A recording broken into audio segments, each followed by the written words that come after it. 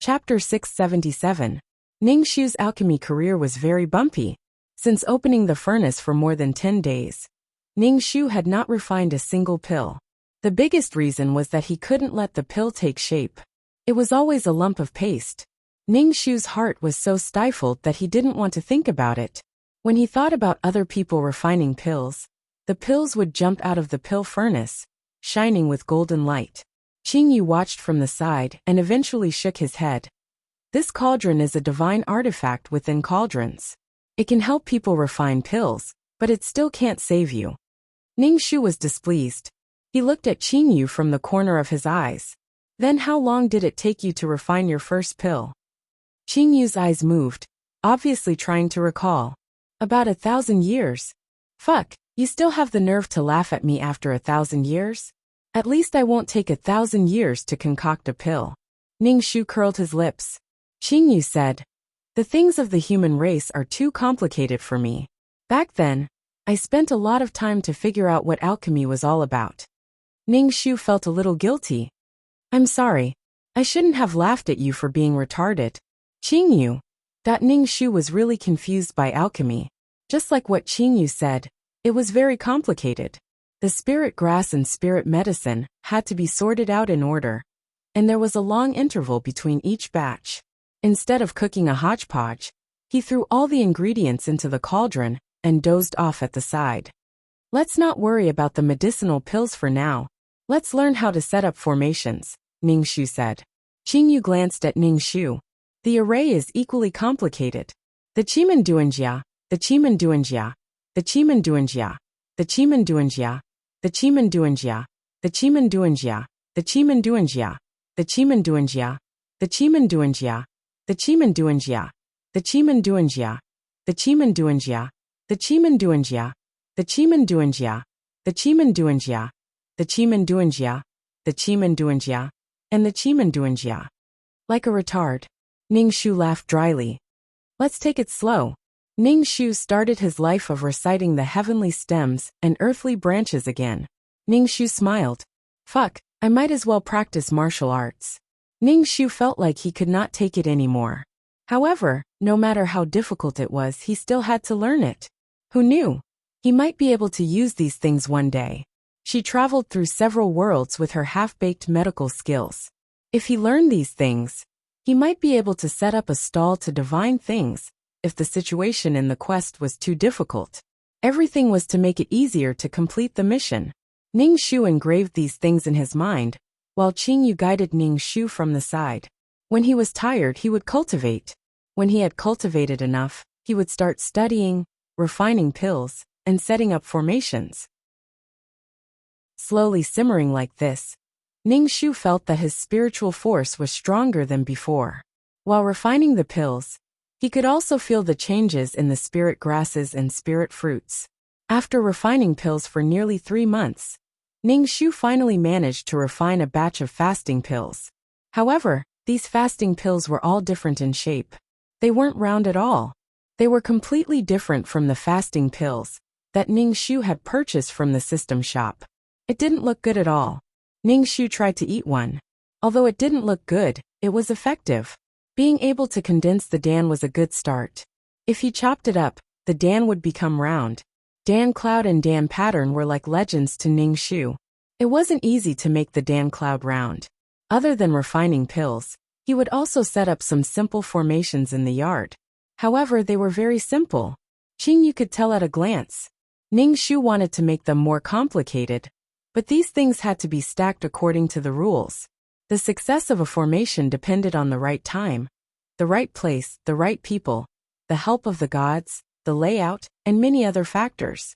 Every time he set up a formation, Ningshu would use all the treasures in his pocket. Every formation needed something to hold down the eye of the formation. However, every time, Qingyu would destroy it. The formations she set up were completely useless. Ningshu wasn't discouraged. It might not work on Qingyu, but it would work on ordinary people. Ningshu was busy every day. Before he left this world, he had to seize the time to learn more from Kelp. Not every world had someone like her who was willing to teach him. However, Ningshu's chi in his dantian changed again. It was originally silver, but now it had turned white. It was even becoming transparent. Ning Shu released his qi. As expected, it wasn't as dazzling as gold. It was very inconspicuous. Was it really like what Kelp said? The color was too bright and hard to hide?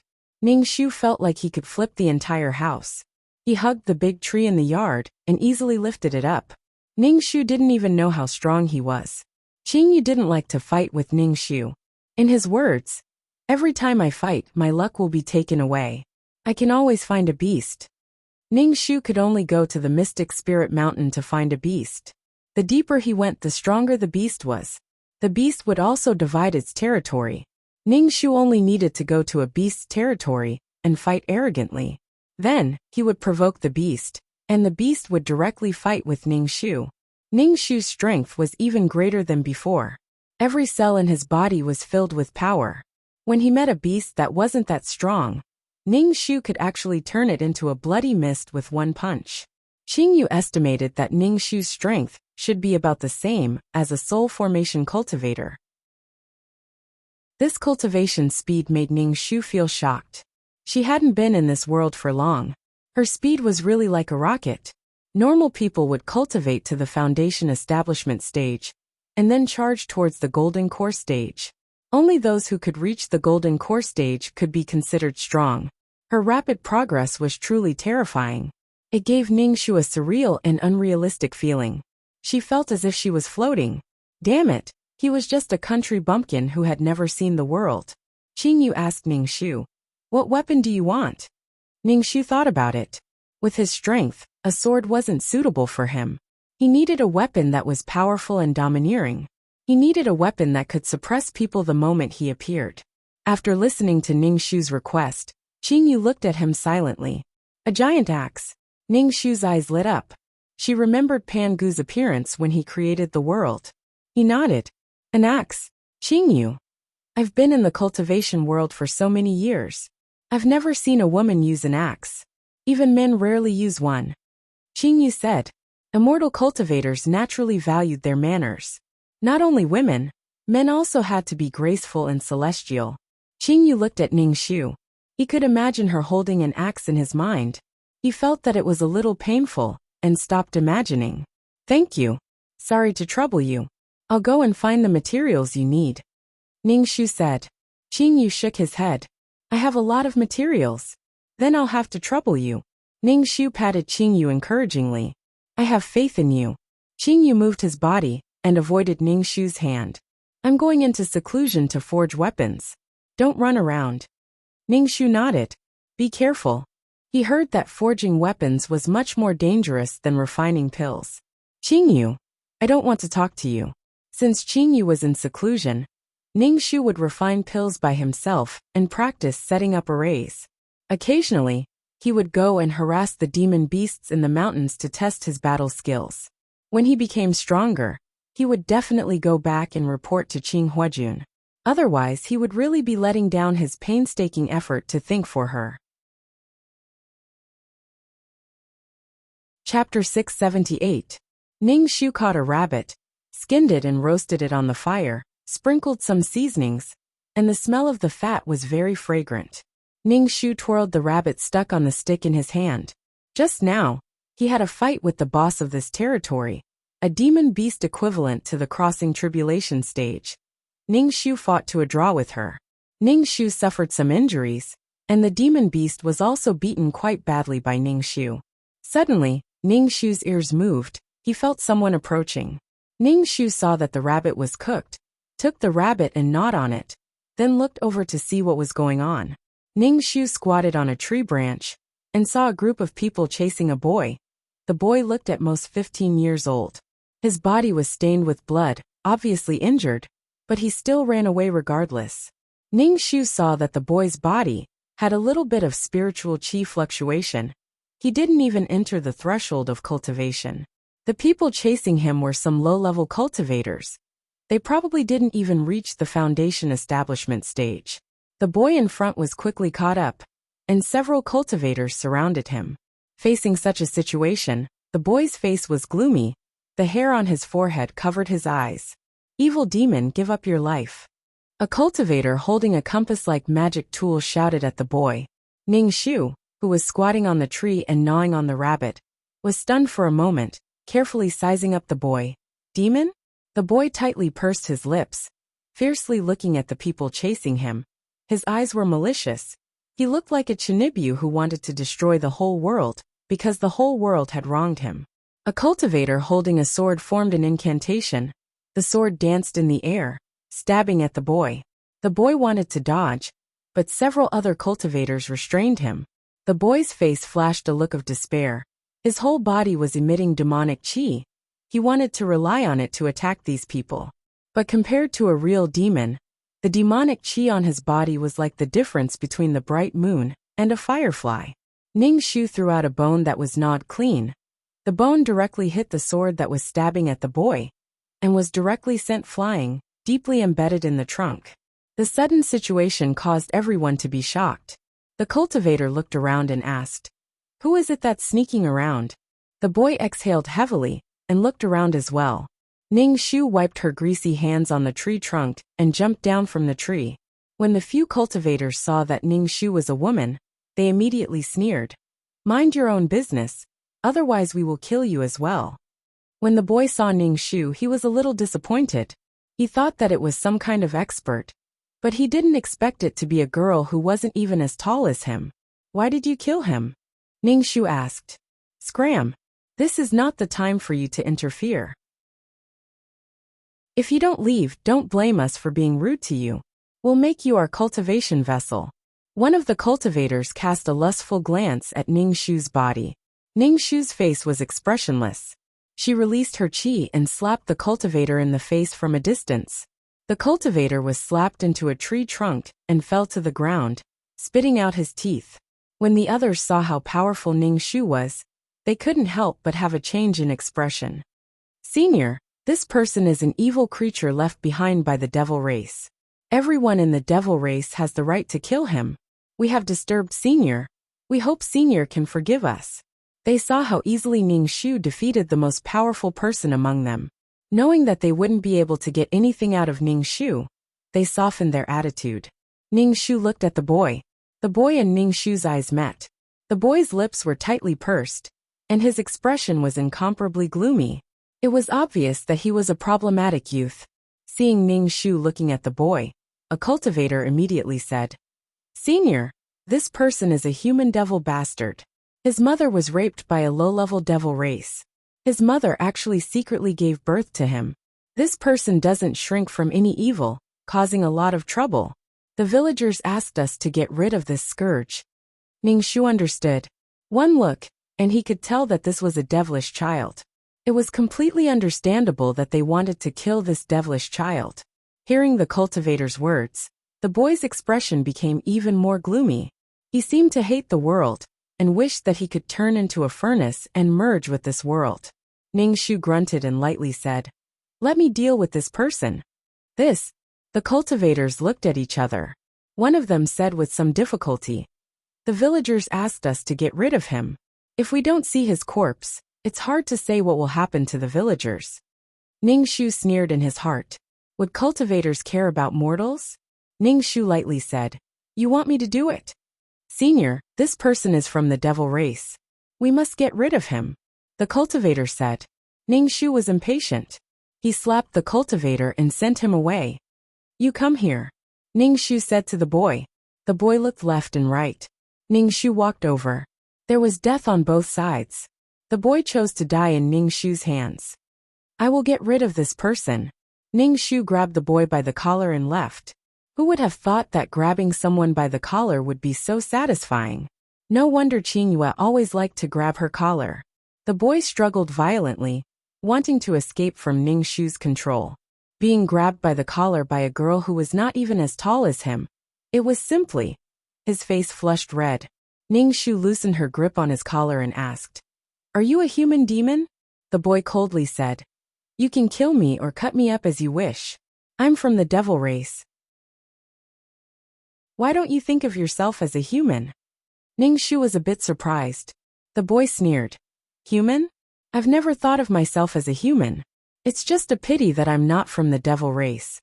Otherwise, I would suck all of the humans dry. Ning Shu. That how much damage must he have suffered? But this was normal. Humans and demons were irreconcilable. People like them who had the blood of both the devil race and the human race were anomalies. In the human race, they were detestable demons. In the devil race, they were lowly bastards. Their lives were equally difficult. Xiao Susu's life in the devil race was like an abyss of suffering. Ning Shu said, I'm also of mixed blood. The boy was stunned. I don't believe you. Devil chi slowly emerged from Ning Shu's body. The boy's eyes widened. Then why are you so powerful? I cultivated myself, Ning Shu said. The boy's face darkened. Impossible. Ning Shu's body slowly floated up. He looked down at him from above. I'm stronger than you think. The boy raised his head, his eyes trembling. With a thud, Ning Shu knelt down. Please take me as your disciple. I want to be strong. Ning Shu's face was indifferent. When you're strong, you can go take revenge on society, right? The boy didn't understand what take revenge on society meant, but he understood the word revenge. He said in a low voice, They killed my mother. Ning Shu shook his head. I'm not taking any disciples. Please, I'm willing to do anything. The boy kowtowed to the ground. I want to be strong, incomparably strong. So strong that no one dares to kill me. Only by being strong could he control his own fate. Chapter 679. Ning Shu didn't take him in as a disciple. This guy looked like he wanted to destroy the world. If he was really powerful, he would probably cause a lot of trouble. He was very cynical and extreme. Ning Shu said, I saved your life because we're the same kind. Stop being so despicable. The boy followed Ning Shu closely and begged, Please, please. Ning Shu turned to look at him and asked, Do you hate me now? Do you resent me for not teaching you? The boy's eyes flickered, but he didn't say anything. Ning Shu said calmly, You're so resentful over such a small matter. If you become powerful one day, the first person you'll kill will be me. The boy knelt on the ground. I can swear that I won't do that. Ning Shu shook his head and went back to the small town. When he returned to Qing Yu's house, Ning Shu didn't let him in. He knelt at the door, his back straight. Ning Shu couldn't be bothered with him. Since he wanted to kneel, so be it. Ning Shu started to concoct pills and set up a formation. Suddenly, dark clouds gathered in the sky above the house and released a lightning strike on the house. The house was destroyed. Ning Shu's heart tightened. The kelp was still in the house. Ning Shu was about to rush in and pull the kelp out when he saw a giant axe rise into the sky, resisting the lightning strikes. This was a lightning tribulation. The axe was going through a lightning tribulation. Qing Yu came out of the house. He looked very tired. Ning Shu asked, Are you okay? Qing Yu shook his head and looked up at the axe. The lightning struck the axe. The axe made a buzzing sound, as if it was trying its best to resist the lightning tribulation. The axe started to shrink, and its color became darker. The lightning tribulation started to weaken. When the last lightning struck the axe, the black clouds dissipated and the sky became clear again. Qing Yu reached out, and the axe flew into his hand. He then passed it to Ning Shu. Ning Shu held the axe. The axe was very heavy, and Ning Shu felt very good holding it in his hands. Thank you. Ning Shu was very happy. Nurture it in your dantian. It's a divine artifact. Qing Yu looked a little tired. Divine weapon? Ning Shu said in shock. Kelp, you can actually refine divine artifacts. Those divine weapons of the cultivation sects are all made by people. Why can't I make divine weapons? Qing Yu said indifferently. What I mean is, your refining skills are so high that it's beyond my expectations. Ning Shu stroked the black axe. It was a very simple axe, but it was a divine weapon. True treasures would conceal their own brilliance, and treasures would conceal themselves. This is too expensive. I'm embarrassed to accept it, Ning Shu said. Then return it to me. Qing Yu stretched out his hand. Ning Shu immediately shook his head. You don't even use axes. This kind of weapon is really bad for your noble and elegant image. The boy kneeling at the gate looked at the sky with his mouth agape.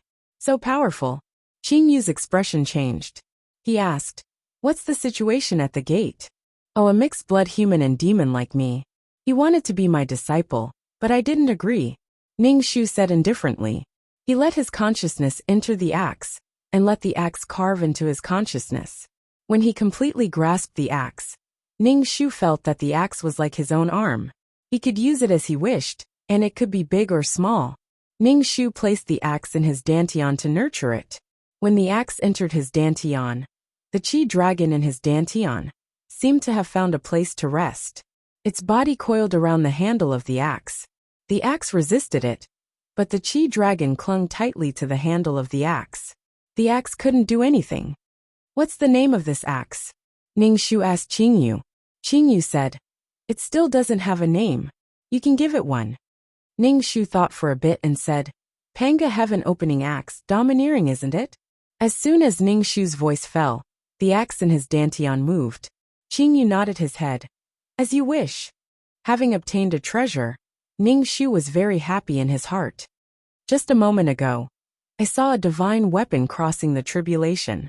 Many cultivators rushed over. The divine weapon crossing the tribulation attracted many experts. This, however, was a divine weapon. A divine weapon could raise a sect. Every cultivation sect had their own divine weapon. It was a kind of confidence and deterrence. If they could obtain a divine weapon, their strength would advance by leaps and bounds. In Blue Wave's continent, it had been many years since someone refined a divine weapon. After a while, countless experts were floating around Qingyu's house. Moreover, some people were rushing over. The movement of a divine weapon crossing the tribulation was too big. Everyone was looking at Ning Shu and Qingyu with a scrutinizing gaze. Did you two see the divine weapon? A white-haired old man said. Just a moment ago, I saw the axe flying over here. Ning Shu, speaking as if the axe was his. Oh, it flew over there. Ning Shu casually pointed. The old man's expression immediately became serious. Hand over the divine axe. Ning Shu spat. Why should I? Ning Shu looked at these people. He was eager to test his strength. Moreover, he had the heaven-opening axe. He wanted to test how strong this axe was. More and more cultivators rushed over. The house was packed. With so many people, even a mouthful of saliva from each of them could drown Ning Shu and Qingyu. Qingyu's expression was indifferent. Facing so many people, his heart was also unmoved. Call out the divine axe and I will spare your life. A man stood out. This man had a powerful aura. Who refined the divine axe? Ning Shu patted his chest. Me. The man ignored Ning Shu and locked his gaze on Qingyu. You refined the divine axe. You can come to my God-Wind sect to protect you. Qingyu asked Ning Shu. Should we leave or fight? Fight, let the heaven-opening axe shine. Ning Shu was eager to try. Hiding was not a problem. Cultivators followed their hearts and crawled on the path to the great Tao. There were too many setbacks and difficulties. Keep an eye on me. If I can't beat him later, come and help me, Ning Shu said to Qingyu. Qingyu silently looked at Ning Shu. You can't even deal with so few people? So many people and you still call it few? Ning Shu glanced at him. A long time ago, someone said that if he could obtain me, he would be able to step through the void. I can't even step through the void. I am restricted under the heavenly Tao, Qingyu said indifferently. Ning Shu looked at Qingyu with a pitiful and sympathetic expression. Actually, this is all because of your hair. The green color is too eye-catching. Seeing Qingyu's hair color, most people would think that he was a demonic beast. Demonic beasts had low intelligence, and very few of them could transform. Qingyu was unique. If he didn't mess with him, who would he mess with? Maybe eating a piece of meat would be very nutritious. Ning Shu willed, and the heaven-opening axe appeared in Ning Shu's hand. Ning Shu held the axe, and the axe let out a clear sound. Ning Shu said loudly, "The axe is in my hand. If you have the ability, come and take it." Chapter 680. The sky-splitting axe refined by Qingyu attracted a lot of covetous eyes. One by one, they stared at the axe in Ning Shu's hand with red eyes, and their breathing became rapid. This was a divine tool. Ning Shu held the axe, his body floated up, and said, "The axe in my hand will belong to whoever grabs it." The cultivators couldn't resist the temptation of the divine tool. One of the cultivators pounced on Ning Shu. When the others saw that one of them made the first move, they were afraid that they couldn't get the divine tool. So they also pounced on Ningxu. However, some people didn't move, they were not anxious at all. Ningxu circulated his qi, and the axe in Ningxu's hand slightly trembled.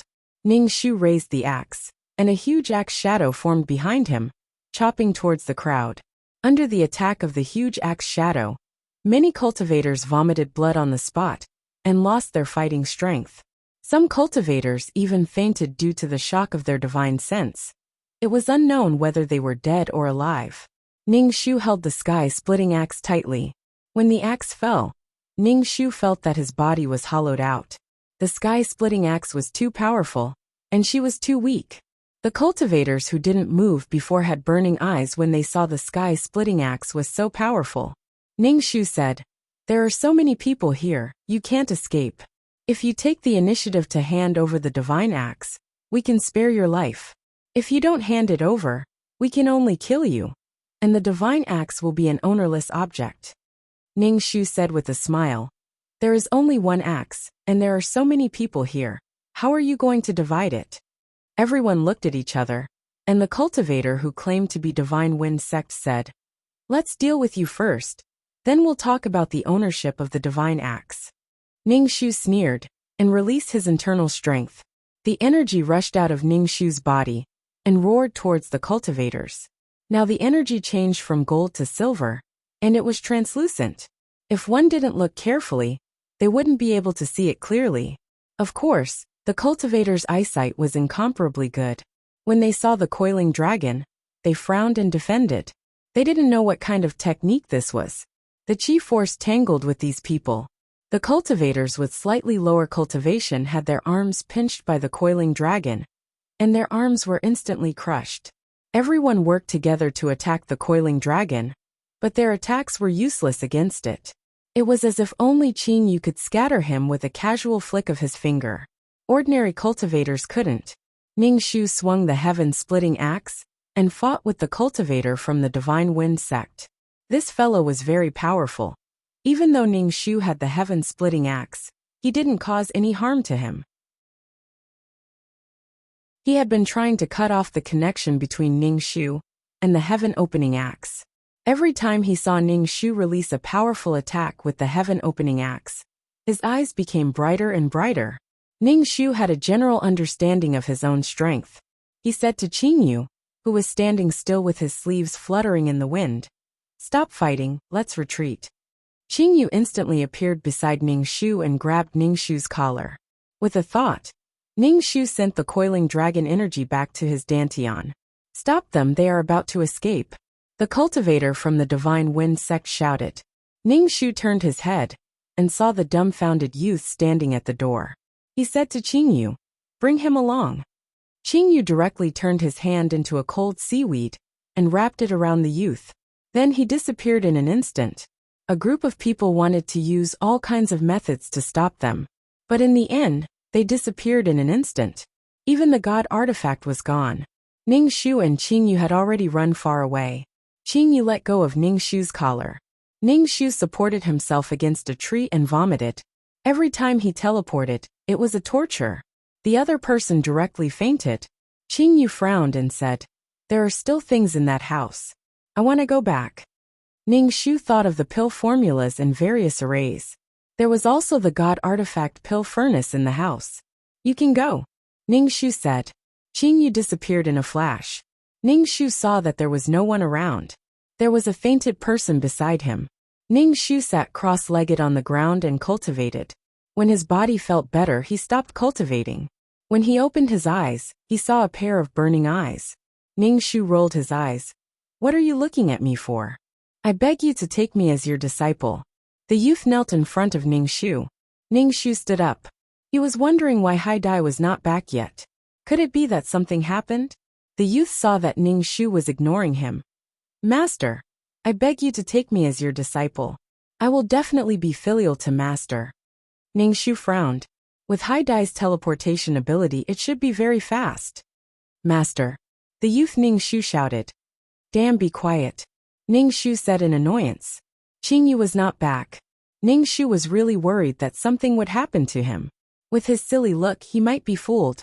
Ning Shu was thinking when Qing Yu came back. Ning Shu asked, "Why were you gone for so long? I thought you had been caught." Qing Yu said, "Something went wrong. Someone took it away. I had to go and get it back. It took me some time." "It's good that you got it back. Where are we going now?" Ning Shu did not know where to go.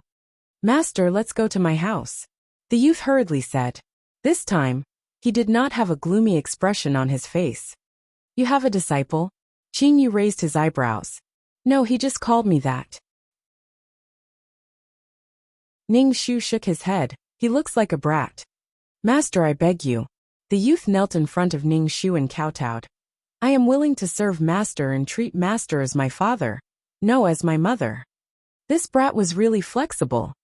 "All right, let's go to your house." Ning Shu nodded. A thought rose in his mind. "What is your name?" Ning Shu asked. "My name is Jiang Le." Jiang Le said. Jiang Li's house was in a village some distance away from the Mystic Spirit Mountain range. There were some people who could cultivate. There were 1 or 2 people who were at the first level of qi refinement. They made a living by hunting in the periphery of the Mystic Spirit Mountain range. Jiang Le brought Ning Shu and Qing Yu into the village. The villagers were stunned when they saw Jiang Le. "Why aren't you dead?" Seeing these people, Jiang Li's face darkened. The villagers looked at Jiang Lu with vigilance and wariness. Most of them looked at him with disgust, especially when they saw that he had brought back 2 people. One of them was actually green-haired. Ning Shu and the group arrived at Jiang Li's house under such gazes. Jiang Li's house was rather shabby. When Jiang Lu opened the door creaked and dust fell. The yard was filled with weeds. "Master, I will go tidy up your room," Jiang Lu said to Ning Shu. He took the lead to tidy up the house. Qing Yu looked left and right. Ning Shu asked, "What is your motive?" "No motive. I just want to build a sect that can accommodate people like me and Jiang Le," Ning Shu said. "Oh, you want to open a sect and take in disciples?" Qing Yu raised his eyebrows. "Are you strong enough to teach disciples?" Ning Shu, damn, even kelp knows how to complain? Ning Shu grinned. "Didn't you say that the master can show you the way? But the cultivation depends on the person."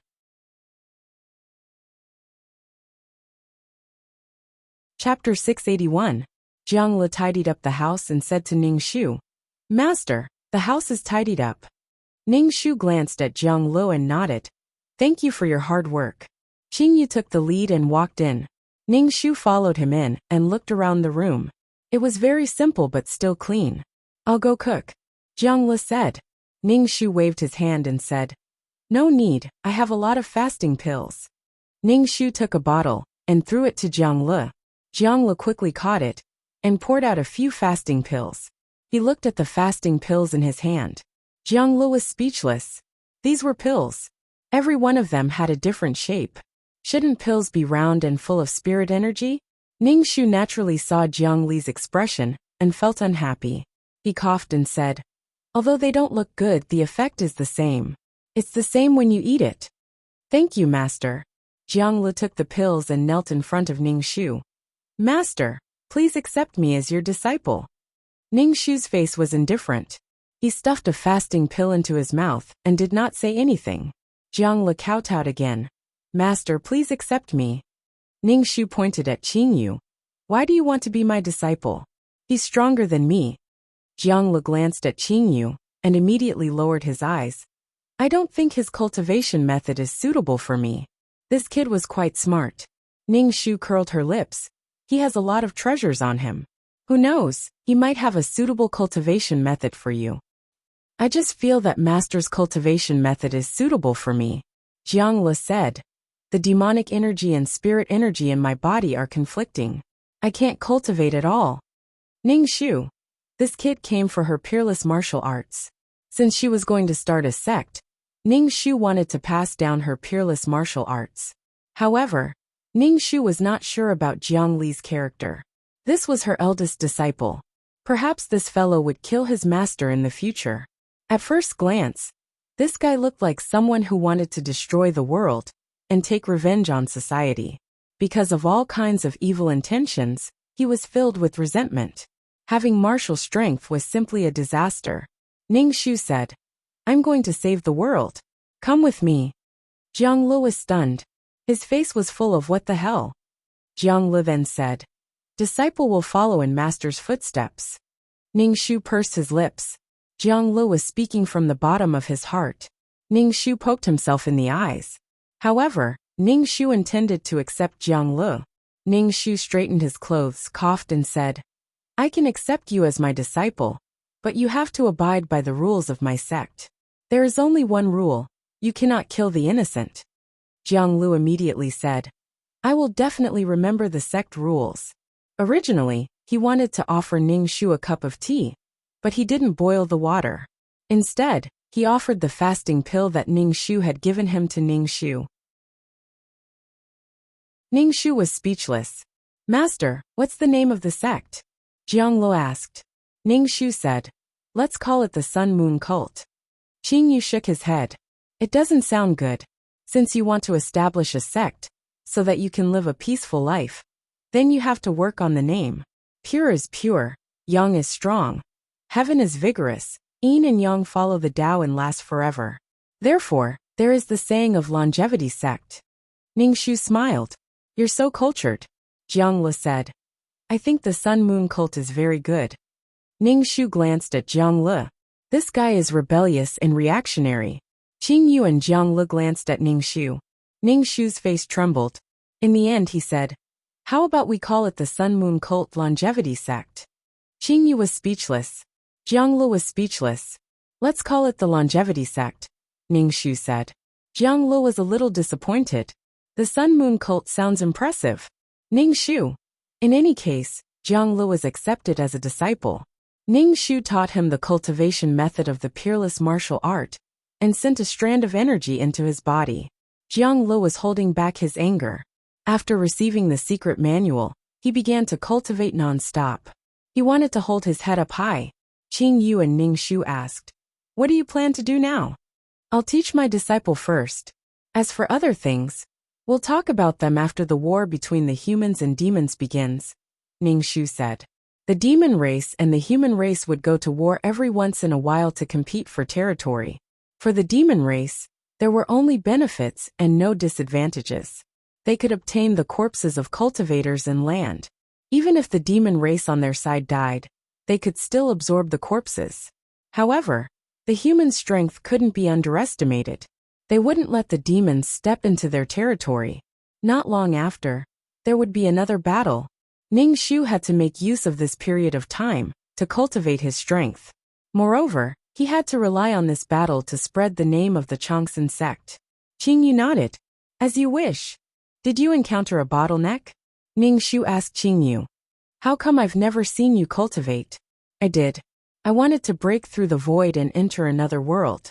However, I couldn't break through the laws of heaven and earth. Until now, I still haven't found the reason, Qingyu said. Ningxu didn't know what to say. He thought for a while and said, Is there something you haven't cultivated? Is there something you're lacking? Just like her points. She couldn't level up without a certain amount of points. Qingyu couldn't break through the void. It wasn't necessarily because he wasn't strong enough. There was a flaw that prevented him from ascending. Qingyu squinted his eyes and shook his head. I don't know. Ningxu didn't know what Qingyu's problem was. He said, Actually, there's no difference between entering another world and staying in this world. The place we are in is a plane. Do you understand? Ningxu took 2 rocks and pointed at one of them. If you're on this rock and you break through it, you'll enter another rock. Moreover, the laws of heaven and earth in this rock are of a higher level than the one you're on now. No matter how we break through the void and enter the so-called immortal world, we can't leave the plane to survive. Ningxu said. Qingyu looked at Ningxu. His eyes flashed and asked, You know about the world outside the stone? I know a little. I don't know how to break through this stone. Ningxu said. She relied on the system to travel to different worlds. She didn't know how to break through planes. Maybe when she was strong enough, she would be able to travel through planes. Qingyu stared at the 2 stones in a daze. No one knew what he was thinking. Ningxu didn't care about him. He started cultivating. The spiritual energy of heaven and earth rushed towards Ningxu's body. Jiang Lu saw this scene from next door, and shamelessly stayed at the foot of Ning Shu's bed to cultivate. The spiritual energy in this room was very dense. It formed a misty spiritual energy fog. Ning Shu's ears twitched. He felt someone flying over the house. Qingyu walked in. Ning Shu said, "They're here." These people really didn't give up. For the sky-splitting axe, they were going to chase the entire cultivation world.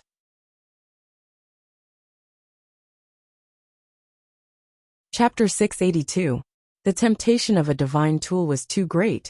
It could make people go crazy, especially when the owner of the divine tool was not very strong.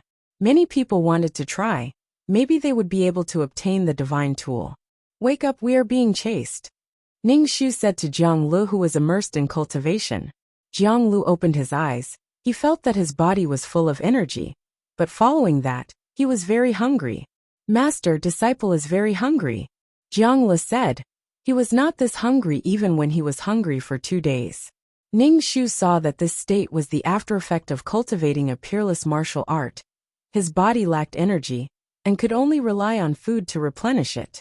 Ning Shu took out a few bottles of fasting pills from his storage space, and gave it to him. Jiang Lu ate a bottle in one go. Only then did he alleviate his hunger. When Ning Shu went out, he saw that the room was surrounded by cultivators. The red-faced cultivator from the Divine Wind sect actually chased after him. It seemed like the Divine Wind sect was very obsessed with the heaven-splitting axe. With a thought, the heaven-splitting axe appeared in Ning Shu's hand. When the heaven-splitting axe appeared, the cultivators began to become restless. Their eyes burned as they looked at the heaven-splitting axe in Ning Shu's hand. The red-faced cultivator from the Divine Wind sect said, "Give me the divine axe and I can spare your life, otherwise, my Divine Wind sect can only inform all the sects, and let the entire human race kill you. This person is from the devil race. Everyone from the devil race has the right to kill. Hand over the divine axe. Hand over this devil race, and I will let you go," the red-faced cultivator said righteously. Obviously, he had understood from the villagers that Jiang Lu was a human devil. Jiang Li's face was gloomy. He tightly pursed his lips and looked at the red-faced cultivator with eyes full of killing intent. Ning Shu sneered. Holding the heaven-splitting axe, he slowly rose into the sky and said loudly, "Today is the battle of longevity sect's prestige. Jiang Lu is my longevity sect's disciple. It is not your turn to shout and kill." Ning Shu raised the heaven-splitting axe. A huge axe shadow formed behind him. This shadow carried a strong pressure, as if it could cut the entire heaven and earth apart. In order to show off, Ning Shu sucked out all the qi in his body. The coiling dragon qi fused into the giant axe, causing it to grow bigger and bigger until it covered the sky. The red-faced cultivator of Divine Wind sect raised his head and looked at the huge axe shadow. He was so excited that his body started to tremble. If he could obtain the godly axe, then Divine Wind sect would become a top sect. If he could obtain the godly axe, then he could even betray Divine Wind sect. The pressure exerted by the great axe grew increasingly heavy, seemingly carrying with it the power of heaven and earth, as it hacked down on the cultivators. Seeing that, many of the cultivators did not try to resist. Instead, they quickly dodged. Besides, the attack of a divine artifact wasn't something they could resist just because they wanted to. The huge axe shadow chopped down on the ground, causing the ground to tremble. Some of the people who were unable to escape in time were directly swept away by the huge axe. Ning Shu raised the heaven-splitting axe and chopped down at the red-faced cultivator from the Divine Wind sect. He was most annoyed by this kind of people who used the banner of righteousness to achieve their goals. Didn't they just want the axe in her hand? Acting like a whore, but still wanting to establish a monument to her chastity. This shameless thing. Ning Shu wanted to teach this person a lesson today. This person had the demeanor of an immortal, and really thought that he was some kind of thing. The red-faced cultivator saw Ning Shu rushing towards him. The red-faced cultivator also took out his own artifact and started to fight with Ning Shu. Ning Shu did not have any scruples. He took the heaven-splitting axe and directly chopped down at the opposite party's artifact. Every time he chopped down, his artifact would shake. The red-faced cultivator was very angry in his heart. This artifact was his life source artifact. Although it was the artifact that was injured, but the damage to his strength was even greater. Ningxu raised the axe high. The heaven-splitting axe slightly shook and issued a clear cry. The axe shadow was mixed with the power of the coiling dragon and chopped down at the red-faced cultivator. The red-faced cultivator's pupils constricted. He was so frightened by this power that his face turned pale. He could only use his artifact to resist. The axe shadow heavily chopped down on the artifact, issuing a loud sound. The red-faced cultivator's face turned even redder. With a pu sound, he spat out a mouthful of blood. His artifact was directly broken into many pieces. He could not repair it even if he wanted to. The red-faced cultivator directly took out a talisman and fled in an instant. After the red-faced cultivator left, the cultivators who were still watching began to retreat. Ningxu held the axe. The axe trembled slightly and issued a buzzing sound. This made many cultivators speechless. Ningxu's body was only 16 or 17 years old. His face still had a childish look. When he chopped down with the axe, he was very fierce. Ningxu carried the axe on his shoulder and glanced at these people. Those who made eye contact with Ningxu avoided his gaze. Some of the weaker cultivators decided to observe first. Of course, they could not give up on the artifact. This was an opportunity that could only come by after many years. If they missed this opportunity, they would regret it for life. After a while, the people around the house retreated.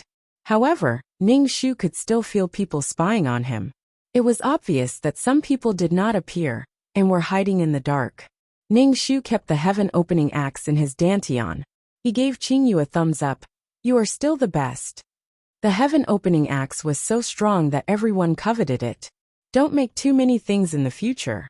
Once you do, it will definitely cause a bloodbath. Ningxu said. Qingyu looked at Ningxu silently. "You are too weak. You can't even use the heaven-opening axe's power. And I will work hard and not let the heaven-opening axe go to waste." Ningxu smiled and said, "In the future, the heaven-opening axe will be the sect-protecting artifact of the longevity sect." Jiangli said, "Master, you are so strong. You can do it too. This technique is very strong, but you can't pass it on to others. Otherwise, what will the longevity sect use to establish itself?"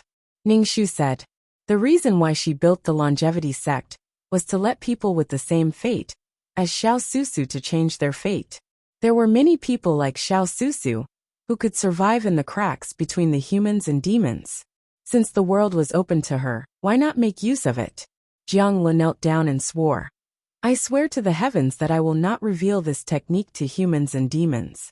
Ningxu nodded. "Get up. Can I pass it to the demons?" Jiang Li said. Ningxu said, "If the demons can cultivate, that is good. In the future, you will be the senior brother of the longevity sect." Qingyu and Ningxu asked, "What do we do next?" "Recruit disciples. The longevity sect needs to expand." Ningxu thought about it and said, "Go to the border between humans and demons." Qingyu still said, "As you wish." Ningxu looked at Qingyu and said, "Do you have your own things to do? You don't have to follow me." Qingyu said, "I have nothing to do. I want to know more about this plane." Ningxu nodded. "Okay, I was afraid that I would delay you." The three of them left Jiang Li's house. Jiang Li turned around to look at the dilapidated house before turning to follow behind Ningxu.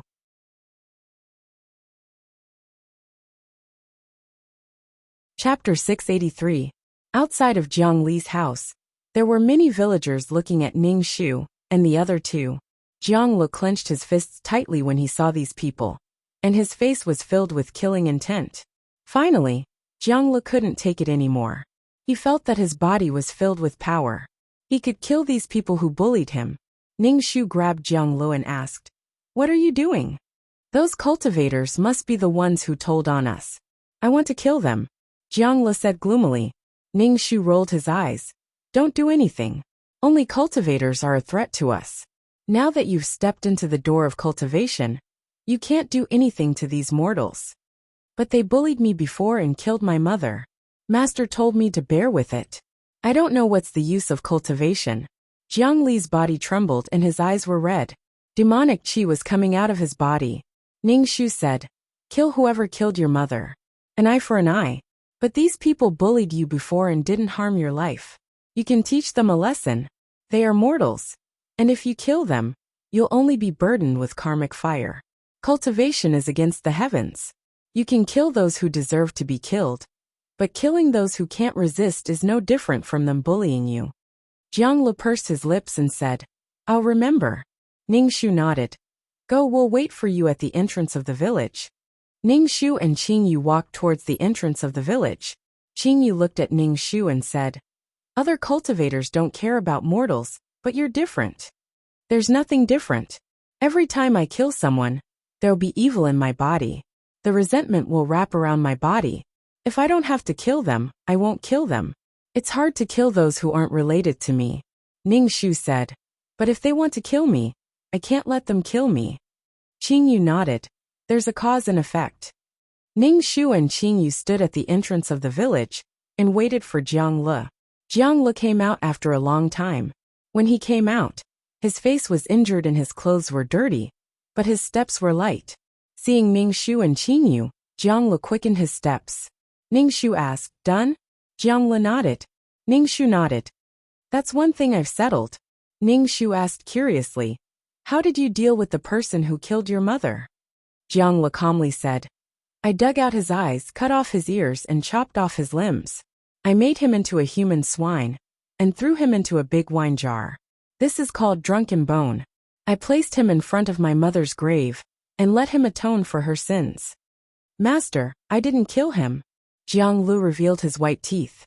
Ning Shu smiled. Ning Shu was speechless. Such a terrifying torture. The pain level of this torture was definitely 5 stars. He might as well die. Seeing that Ning Shu did not speak, Jiang Li said, I don't hate them for humiliating me. But my mother is a human. She doesn't have any strength. She couldn't resist being raped by the devil clan. But why did they kill her? Ning Shu was silent for a moment, then said, Fear and anger. Jiang Li's mother was the real victim. These people didn't look for the devil race, but judged the victim instead. How despicable. Especially the people who killed Jiang Li's mother. It was because the devil race was strong and made people afraid.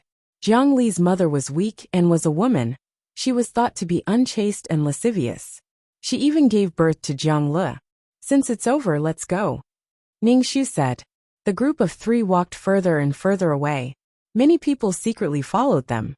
Ning Shu naturally knew that there were people following.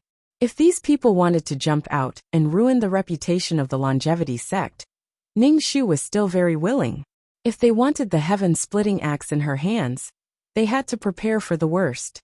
Master, since the longevity sect is a sect, there should be a sect, right? Jiang Li asked. We haven't chosen a mountain yet. When we see an immortal mountain, we will occupy it and make it our sect. Along the way, Jiang Li did all the dirty work while Ning Shu picked up treasures at the back. Seeing all kinds of treasures again, Ning Shu was not as scared as before. He directly kept them in his pocket. If he wanted to build a sect, he definitely needed resources. He had to start accumulating resources now. When they met beasts that weren't that strong, Ning Shu let Jiang Li fight. Jiang Li's body often had new injuries before his old ones healed. When they met strong beasts, Ning Shu would do it himself. When he did, he didn't forget to bring Jiang Li along. Jiang Li felt really bitter. Every time he was in danger, he was only willing to help. Jiang Li felt like he had walked through the gates of hell many times. He was angry, but in the end, he was filled with helplessness. A brat younger than him grabbed his collar. Jiang Li hugged his head. Probably because Jiang Li was Ning Shu's disciple, Qing Yu gave Jiang Li a better artifact. People who cultivated top-tier martial arts were all strong men. Qing Yu gave him a long mace, which greatly increased Jiang Li's battle prowess.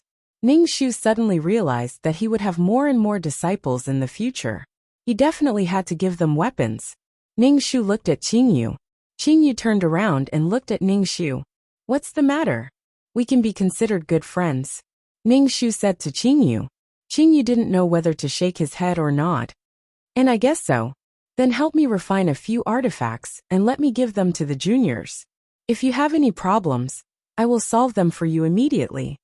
Ning Shu patted his chest and said, She was considered a grandmaster. If a grandmaster didn't have 2 artifacts to show off, he wouldn't have any authority in front of the juniors. Qingyu looked at Ningxu silently. Is there anything I can't solve here? Ningxu, don't say that. Life is full of surprises. Who knows what will happen in the next second? Ningxu grabbed a ginseng baby and said to Qingyu. This ginseng baby had grown 4 limbs and was still in the shape of a ginseng. It still needed time and opportunity to turn into a chubby baby. Qingyu watched as this ginseng baby pounced on Ningxu and got caught. He was speechless. When I have nothing to do, I will refine some. Qingyu said. Ningxu instantly smiled and said, Thank you. This demonic beast bag is for you. It isn't easy for a ginseng baby to form. Keep it. Qingyu gave Ningxu a bag. Ningxu took the bag and stuffed the ginseng baby into it. When he had a mountain in the future, he would keep this little thing in the sect. It looked very impressive. Jiang Lu watched as his master casually picked up a treasure and was speechless. Why didn't he find any treasures? These demonic beast cores were obtained by him by killing demonic beasts. Seeing that his master could pick up treasures by bending down, Jiang Lu felt jealous. He also bent down to see if he could pick one up. But he didn't see anything. At night, they set up camp to rest and cultivate. Ningxu would even ask Enlu to get some wild rabbits and pheasants to roast. Jiang Lu was helpless.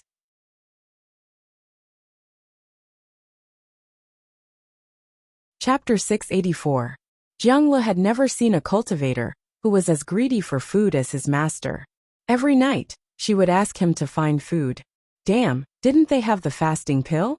Master, don't we have the fasting pill? Jiang Lu asked. Ningxu glanced at Jiang Lu.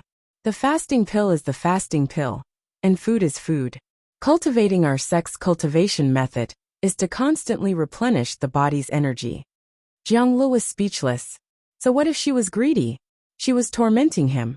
Master, if you have something to do, I will do my best. You said that you would treat me like a mother, Ningxu said. Jiang Lu said, Wait for me, master. I will be back soon. Jiang Lu ran off.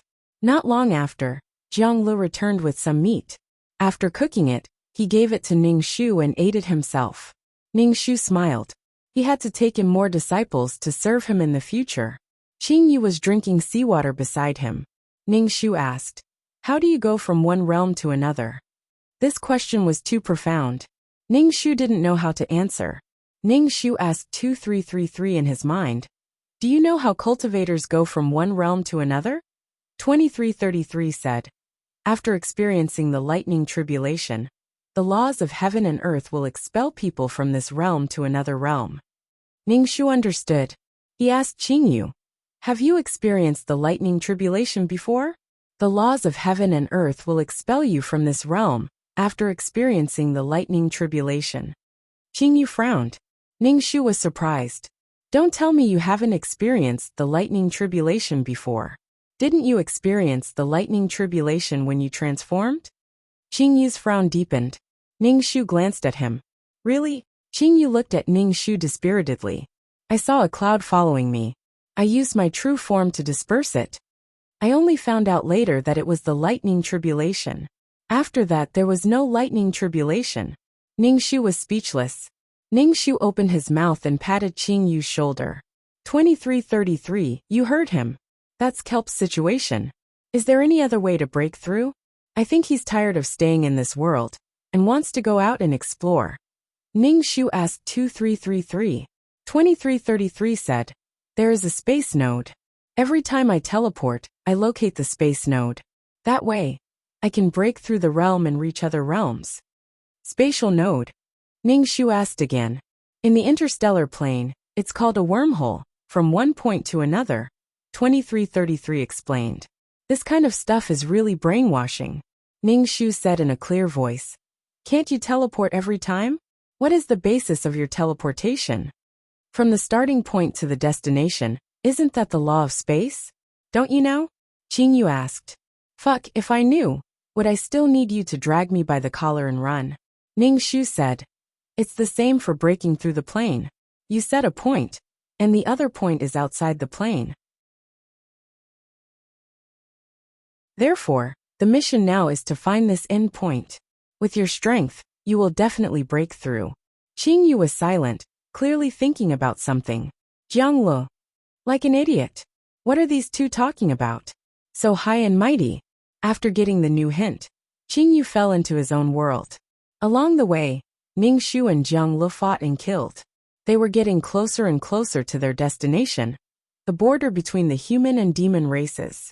There were more and more people following behind them, but seeing Ning Shu and Jiang Li's sparks, very few people came out to provoke them. They just silently watched the three of them wait for the powerful people of the sect to come first. The border was very chaotic. Humans and demons mixed together. There were also many people with human and demon bloodlines. Ning Shu planned to take in a few disciples that were pleasing to the eye first. At the border, there was a city called Black City. There were many shops here, trading the treasures of the human and demon races. This was a gray area recognized by both the human race and the demon race, and there were many powerful demon race and human race cultivators. Ning Shu's group headed towards Black City. Before they reached Black City, when they passed by the river, they saw a woman holding a wooden basin. There seemed to be a swaddling cloth in the wooden basin. The woman hurriedly put the wooden basin in the river, lifted her skirt and ran. This woman brushed past Ning Shu. Ning Shu saw that her face was very pale, and there were bloodstains on her skirt. It seemed like she had just given birth. She took out her flying sword and ran away in a panic. Not long later, a group of people on flying swords chased after the woman.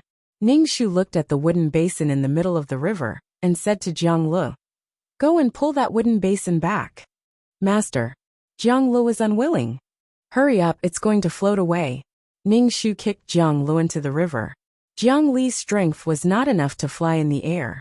He could only swim towards the wooden basin. He grabbed it and swam back. Jiang Lu brought the wooden basin in front of Ning Shu. Ning Shu looked at the baby in the swaddling cloth, touched his face and said, "It's a human demon. It's a child of humans and demons?" Jiang Lu was surprised. Ning Shu untied the swaddling cloth and looked at the baby's lower body to see if it was a boy or a girl. Yes, it was a boy. Ning Shu waved his hand and said, "Second disciple found it." Qing Yu glanced at Ning Shu. Jiang Li's face twitched. He had a bad premonition and asked, "Master, he's a baby. Who will take care of him?" Ning Shu looked at Jiang Lu and smiled. "You're the eldest senior brother. Of course, you'll take care of him. Don't tell me you still want me, the master, to take care of him?" Jiang Li's face was ashen. He wanted to put the wooden basin back into the river. No, he wanted to throw it into the river and drown it. Being tortured by his master, Ning Shu, was already very painful. Now there was a little one. Jiang Lu wanted to die. "Master, I'm a man. How can I take care of a child? Let's find someone to foster him." Jiang Lu said. Ning Shu looked at him from the corner of his eyes. "This child is a demon. Who will take him in? Even if they can't find out now, they will definitely find out when he grows up. At that time, this child will definitely experience what you've experienced. In any case, your mother is your biological mother. Your adoptive parents will definitely be ruthless enough to kill him." Jiang Lu held the wooden basin and remained silent. Ning Shu took off the baby's swaddling cloth and said to Jiang Lu, "Throw this basin and the swaddling cloth into the river. I think those people will come back to find them." There were still bloodstains on the baby's body. The umbilical cord was just cut. Ning Shu took some clothes from the storage space and wrapped him up before heading towards Black City. Taking in this child was already the limit. Ning Shu found that the woman just now was not weak. The people chasing her were not weak either. Ning Shu did not intend to get involved in this mess. Black City was very big. The overall architectural style was like that of demons. Ning Shu and the other two paid some spirit stones and entered the city. They found an inn and prepared to stay for the night. Ning Shu stuffed the baby into Jiang Li's hands and said, "Take good care of your junior brother." Jiang Lu felt that the baby was hot and wanted to throw it away. "Damn it, this is your disciple. You're the master."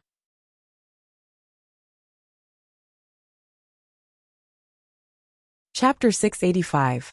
Jiang Lu insisted on staying in the same room as Ning Shu. He would go crazy if he had to face the child alone. Ningxu listened to him. He asked the waiter for some cooked demon beast milk and fed him. He then took out some cloth from his storage space and cut it into diapers. Learn from me. Just follow what I do, Ningxu said to Jiangli. Jiangli watched as Ningxu changed the child's diapers. His heart felt stifled. Sherzuan, since you know how to take care of children, junior brother will take care of them for you. Ningxu laughed coldly and said, Why? Can't you take care of your junior brother? This is also a form of cultivation. Jiangli, you have a gloomy heart. It's good for you to interact with children more. Jiangli smiled. Sherzuan, I think I will become even gloomier. Go and find out the identity of that woman today, Ningxu said. Jiangli immediately stood up. Compared to taking care of children, he was more willing to do this kind of thing. Ningxu transferred a strand of hair-sized energy from his dantian into the child's body. The child drank the demon beast milk and fell asleep. Qingyu walked in and looked at the child on the bed. It's not convenient to take care of a child. Since you saw it, it means that it's fate, Ningxu said.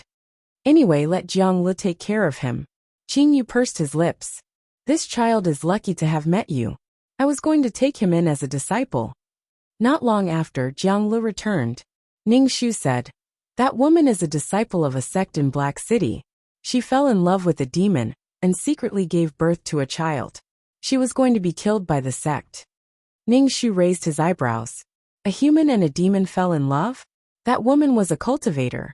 Did she not know how scary the demon race was? Demons had a very good appearance. Especially the men of the demon race, they had a bit of evil aura. It was said that women loved bad men. Humans were all visual and could easily fall for them. But Ningxu still could not accept that a human and a demon fell in love. Maybe they really fell in love. But they were not of the same race. The result of falling in love was always more tragic. Especially the 7 emotions and 6 desires of the demon race. In any case, it was unimaginable that a demon man would fall in love with a human woman. In the eyes of the demons, humans were food. After settling down in Black City, Jiangli bitterly became the child's nanny. Every day, he fed the child demonic beast milk, changed the child's diapers, and could only cultivate when the child fell asleep. Not a single moment was wasted. Jiangli had never expected such a life. He had thought that he would become extremely powerful. But in the end, he had to take care of a child every day. Jiangli still couldn't go against Ningxu. Before he became truly strong, he still needed his master's protection. Jiangli really looked forward to what the Long Life sect would look like after it was established. Just like what his master said, people like them would have a place to stand. After she familiarized herself with the business, she felt that the child was not that difficult to take care of. Seeing that Jiangli was willing to take good care of the child, Ningxu left the child to him. Ningxu had been a babysitter for several worlds and didn't want to take care of the child at all. Now, using his identity as the master, he forced Jiangli to take care of the child. It felt so good. Ningxu would transfer some energy to the child every few days to make his body stronger. In the future, his cultivation would be twice the result with half the effort. This child's mother was dead. She was killed by the sect and couldn't even enter the ancestral hall. Ningxu didn't feel that the woman was pitiful. She was blinded by a little bit. Since she did something, she had to pay the price. Was it because of the demon race's beauty?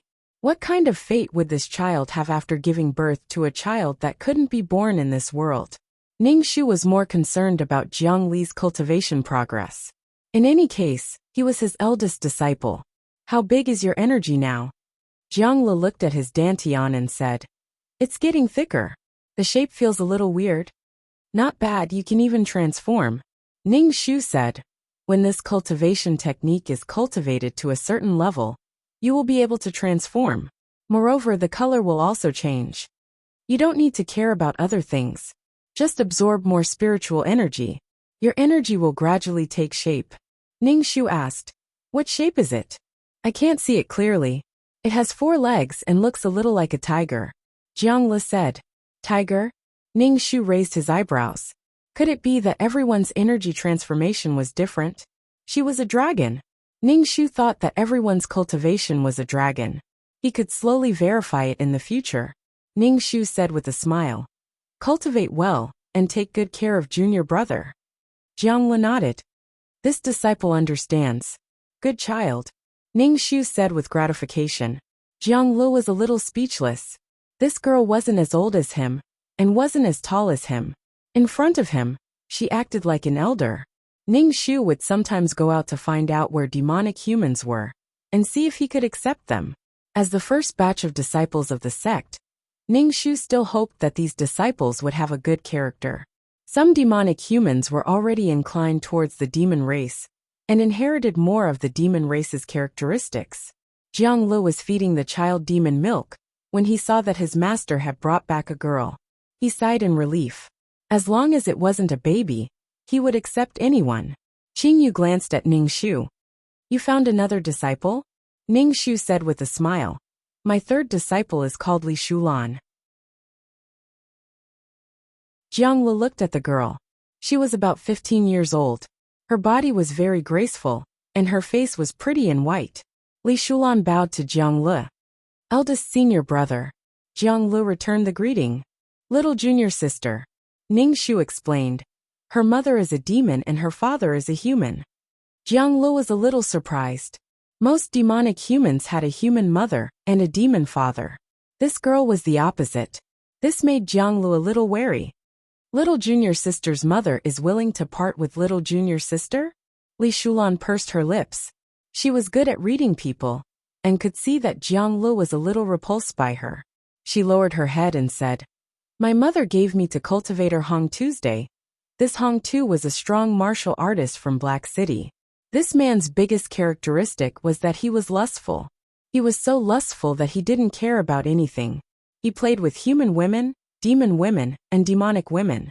Ningxu also saw that Li Shulan was being sent to Hong Tu's residence, and brought her over. Jiangli, so it's master. Did we offend a strong martial artist from Black City again? Jiangli said speechlessly. So many people wanted to snatch their sect's divine weapon. Now they offended someone in Black City again. They couldn't stay in Black City anymore. Li Shulan knelt in front of Ningxu. Her forehead knocked on the ground, making thumping sounds. Master, please don't chase me away. I'm willing to do anything. Please, my mother will kill me when I go back. Ningxu didn't mind. He said, If you can't stay in this place, then go somewhere else. Ningxu said to Li Shulan, who was kneeling on the ground, Get up. Since I brought you away, I must be responsible for you. Call me master, and I will do my best to protect you. Thank you, master.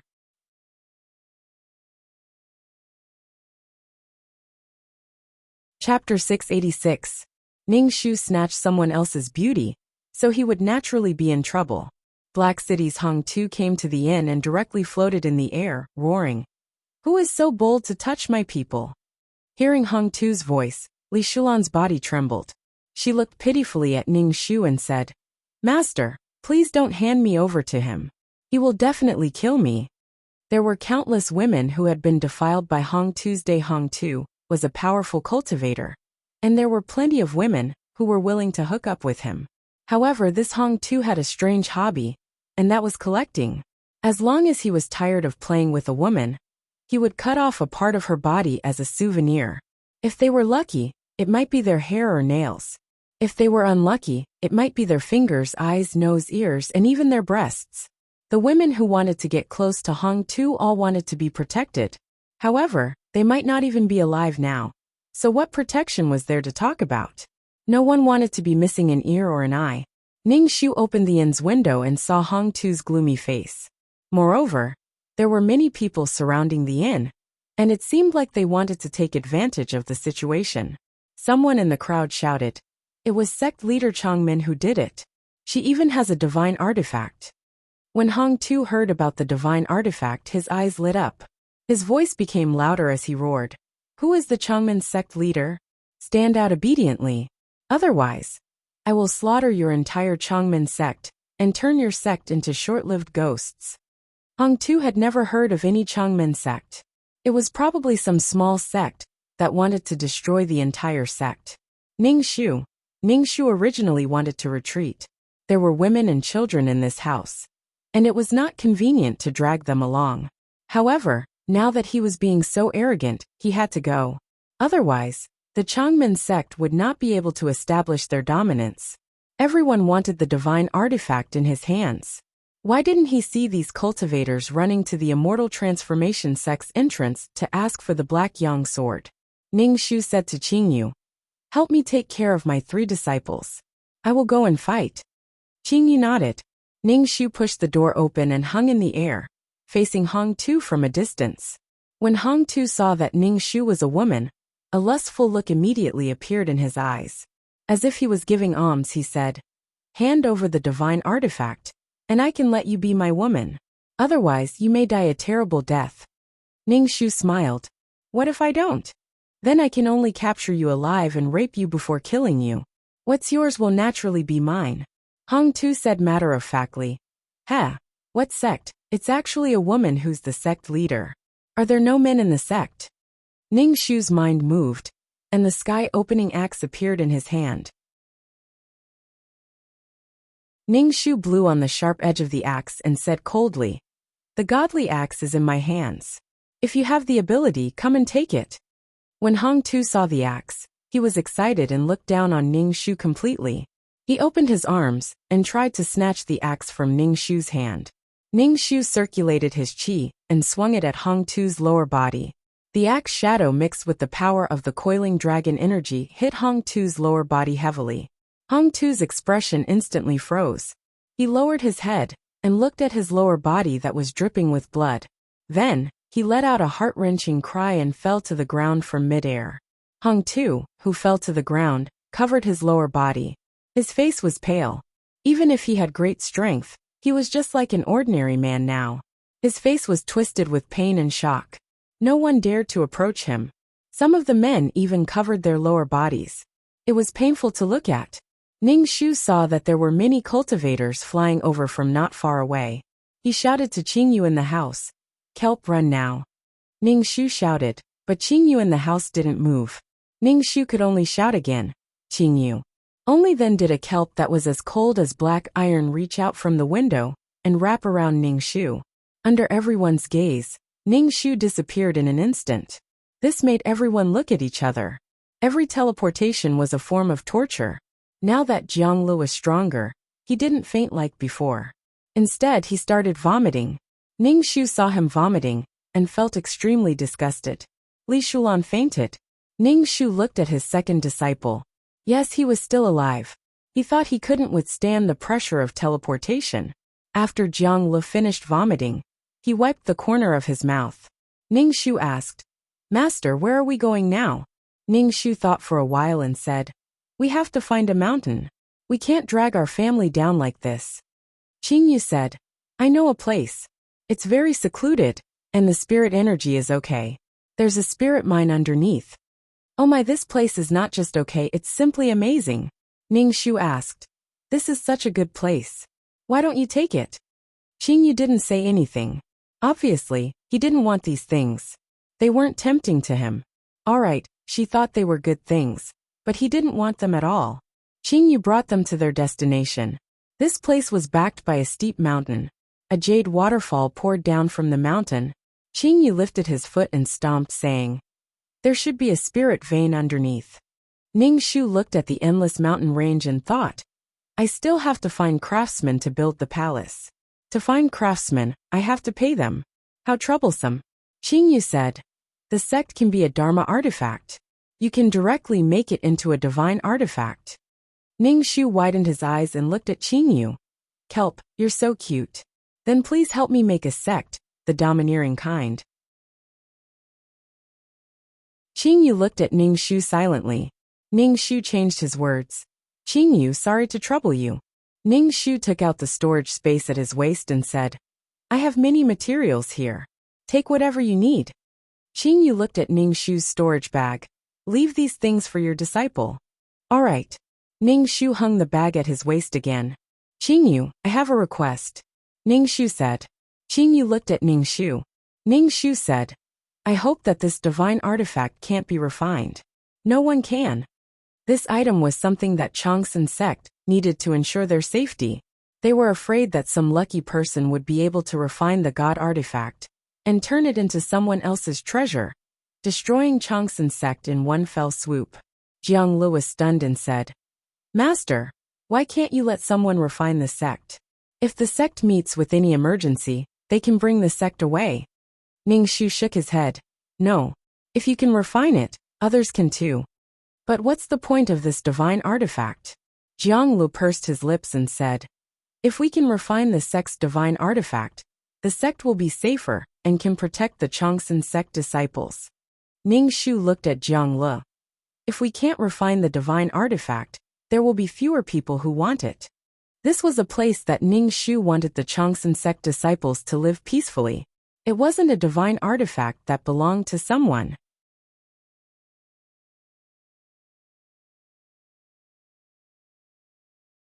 Chapter 687. Ning Shu and Jiang Lu had an argument over the divine artifact. It was the first time that Ning Shu saw Jiang Lu oppose him so much. Ning Shu said, "This divine artifact is just a house. It can shelter you from the wind and rain. It won't be very powerful. At most, it will have a stronger defense." Qing Yu frowned. "If that's the case, we won't use the divine artifact." Jiang Lu immediately said, "Senior, let's use the divine artifact. Master likes domineering things." Ning Shu narrowed his eyes and looked at Jiang Lu. He turned to Qing Yu and said, "Qing Yu, I'll have to trouble you." Qing Yu nodded and disappeared instantly.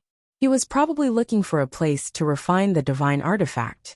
Li Shulan woke up and looked at the surrounding scenery. She was a little confused and frightened. When she saw Ning Shu beside her, she heaved a sigh of relief.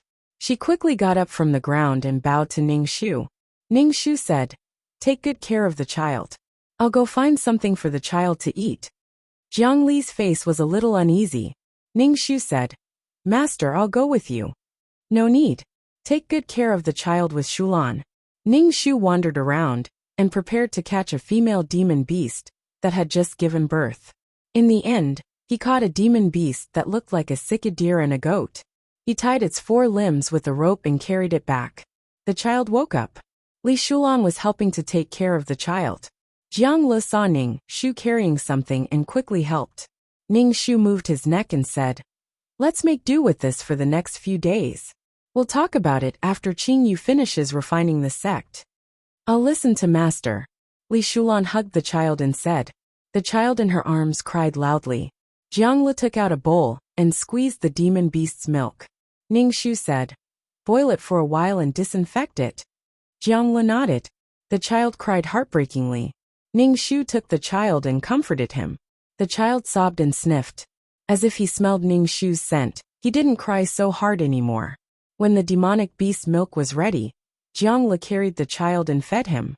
Ning Shu Li Shulan said, "You are a disciple of the Long Life sect, so you naturally have to cultivate our sect's cultivation technique. But this cultivation technique cannot be passed down to others, understand? Disciple swears that I will never divulge this cultivation method." Li Shulan swore. Ning Shu taught him the cultivation method of the peerless martial art. Then, he stayed by Li Shulan's side and guided her on how to guide the spiritual energy into her dantian. Jiang Lu watched from the side as he silently fed the baby milk. After feeding the baby, he placed the baby in the cradle and walked to Ning Shu and asked in a low voice, "Master, are you angry?" Ning Shu raised his eyebrows. "I'm not angry. Angry that I disobeyed you before." Jiang Li's voice was a little low. Ning Shu shook his head. "I am not angry. You are just thinking for Changsun sect." Jiang Li's expression relaxed slightly. Ning Shu said, "Don't worry about these small details. Cultivating is more important than anything else." Ning Shu also sat down cross-legged and started cultivating the peerless martial art. The surrounding spiritual energy crazily surged over. Even Jiang Lu and Li Shulan who were beside him benefited. For a few days, the 3 of them and the baby, other than cultivating, they cultivated. When they were hungry, they would eat the different shapes of fasting pills that Ning Shu refined. The Qi dragon in Ning Shu's dantian turned from translucent to transparent.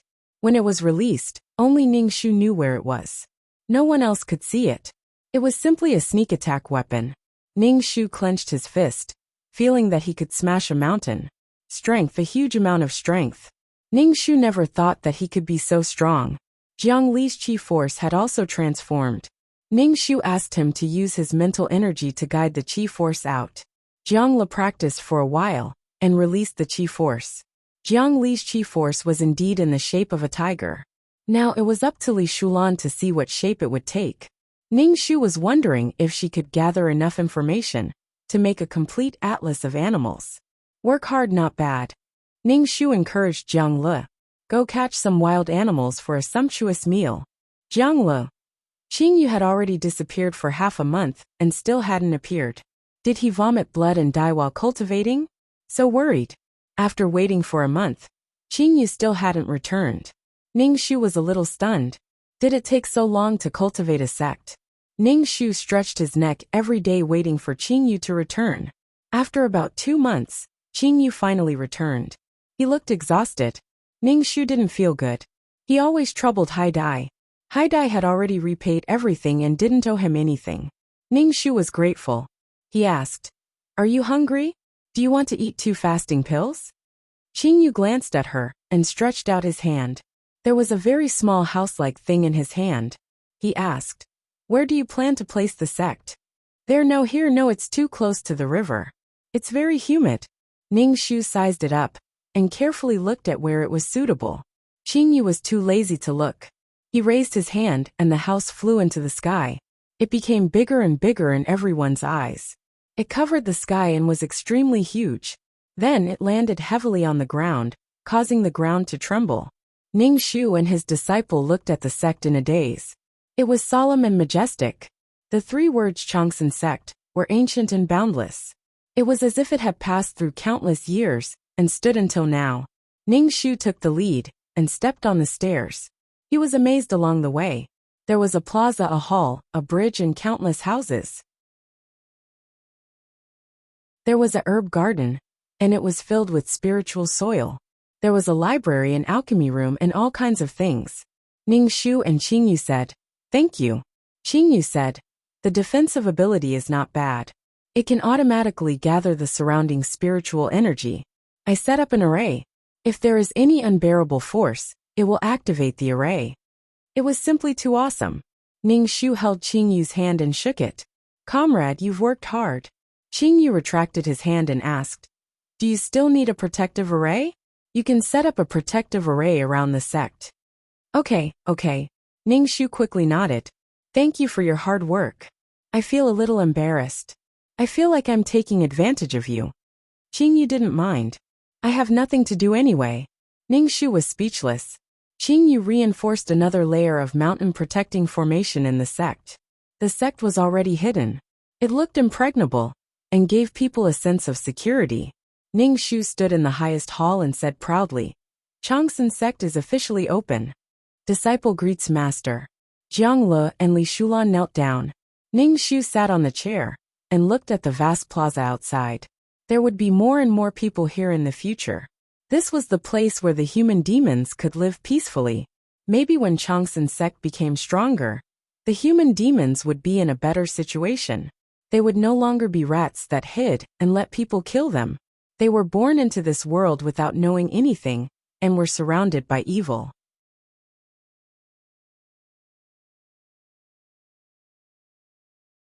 Chapter 688.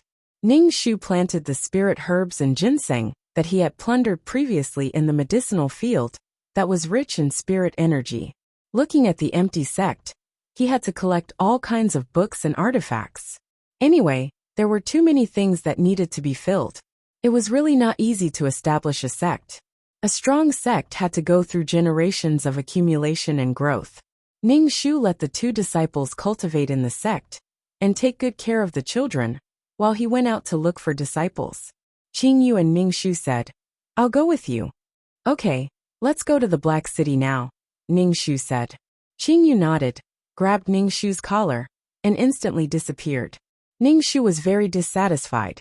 In any case, he was someone who had disciples. It was really embarrassing to be grabbed by the collar like this. When Ning Shu went to the Black City, He heard that Hong Tu was trying to save his little brother. He tried many times, but to no avail unless he could cultivate to the realm of reconstructing his body. But before that, he had to be a eunuch for God knows how long. Hong Tu was so angry that he flew into a rage all day, saying that he wanted to tear Ning Shu into pieces. Ning Shu said that he liked to torture women. Now that he didn't have that, how was he going to play? However, Ning Shu didn't go to the Black City to fight, but to accept disciples. In the Black City, some little beggars were demonic humans. They couldn't survive and could only beg. But they couldn't let others know that they were demonic humans. If they knew, they wouldn't give them food at all. Ning Shu observed for a while, and chose children with relatively good conduct. There were boys and girls, and he directly brought them back to the sect.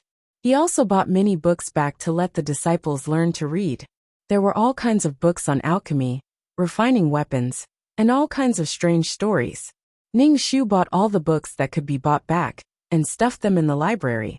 He brought the newly accepted disciples back, and let Jiang Lu and Li Shulan help to take care of them. He let the two of them teach these children how to cultivate. Jiang Lu was the eldest disciple. Ning Shu handed over the entire sect's affairs to him. Li Shulan assisted at the side, and also had to take care of the senior brother, who had just made a comeback. Both of them were always very busy. Jiang Lu was like a kindergarten principal, taking care of a large group of children. It wasn't that Ning Shu didn't want to take in the older ones, but the older ones didn't necessarily have a sense of belonging to the sect. Ning Shu was also very busy. Because the Long Life sect was lacking in resources, she had to go out to find heaven and earth treasures. When she found heaven and earth treasures, she would directly dig them out and plant them in the medicine garden. Ning Shu still had to keep some precious items, and planned to exchange them in the virtual space.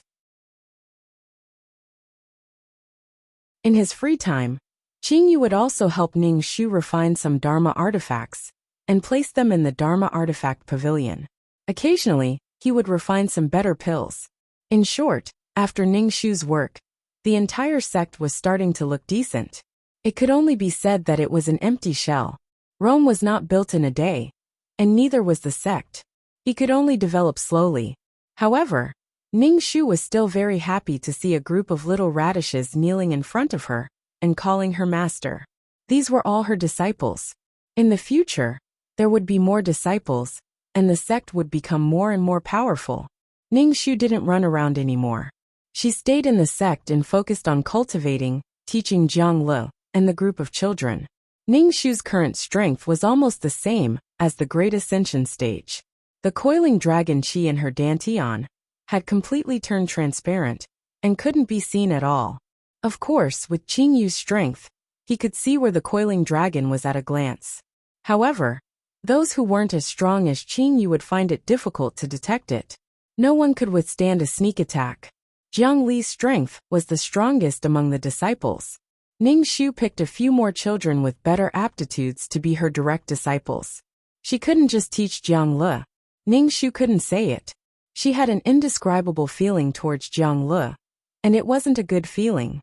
Ning Shu tried to see if she could contract a demon beast. She remembered that in Wei Liangyue's plane, she could contract spirit beasts. She just didn't know if it was the same method. Ning Shu caught a relatively powerful demonic beast to test if she could form a contract with it. After trying for a long time, it still didn't work. Ning Shu thought for a moment and understood. The heavens were fair. Demon beasts had low intelligence. Although they were strong, they shouldn't be enslaved by humans. Moreover, this was a world where humans, demons, and demons were divided. Breaking the balance would lead to chaos. Since it didn't work, she had to rely on herself. Ning Shu cultivated and taught disciples every day. There was no time in the mountains. Qingyu came to tell Ning Shu that the humans and demons were at war. Every once in a while, the humans and demons would fight for territory. Ning Shu had a smile on his face. He had waited for this day for so long. He had to go back and take revenge. Ning Shu thought for a moment, and brought Jiang Lu and a few kids with slightly higher cultivation to participate in the battle. He had to make the Changsun sect famous. He had to take down the strongest person. Ning Shu stepped onto the spirit ship that Qingyu refined, and the group headed towards their destination. When Ning Shu and the group arrived at the location of the battle, the demons and humans were facing each other. Ning Shu directly drove the spirit ship to the center and said loudly, "Why didn't you inform my Changsun sect about such a big matter?" Everyone present had a cold face. They didn't care about Ning Shu at all. Ning Shu glanced at the humans and saw Qing Huajun and Yuling Air. Yuling Air's aura was not weak. She probably had a single spirit root. Qing Huajun still had the appearance of an immortal. When he saw Ning Shu, he was a bit surprised. He didn't seem to be sure if this person was his disciple. Some people saw Ning Shu and started to whisper. One of the cultivators stood out and asked Ning Shu, "Were you the one who injured the elder of my God Wind sect?" Ning Shu smiled and said, "He wanted to snatch my Changsun sect's sect protection divine weapon. I only injured him. I didn't kill him."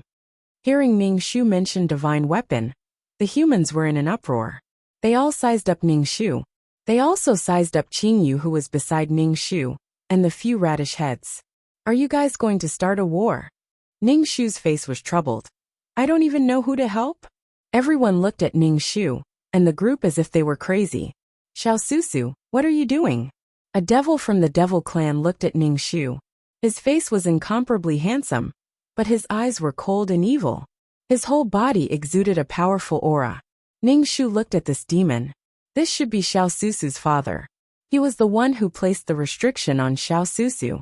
Ning Shu took out the profound yang sword from his spatial bag and said, "Demon father, I found the profound yang sword. My master Qing Huajun gave it to me." When Ning Shu said this, the people of the Immortal Form sect looked at Qing Huajun in shock. Qing Huajun pursed his lips. His face was cold. He held the fan in his hand and looked at Ning Shu indifferently. Yuling Air, who was beside Qing Huajun, was confused. This person was her senior sister. She didn't come back for a long time. How did she become a disciple of the Gate of Life? Xiao Susu's father was surprised when he saw the sword in Ning Shu's hand. However, it was a surprise to be able to obtain the profound yang sword. Especially before the war, it could lower the morale of the humans. Xiao Susu's father said, "Then give me the profound yang sword."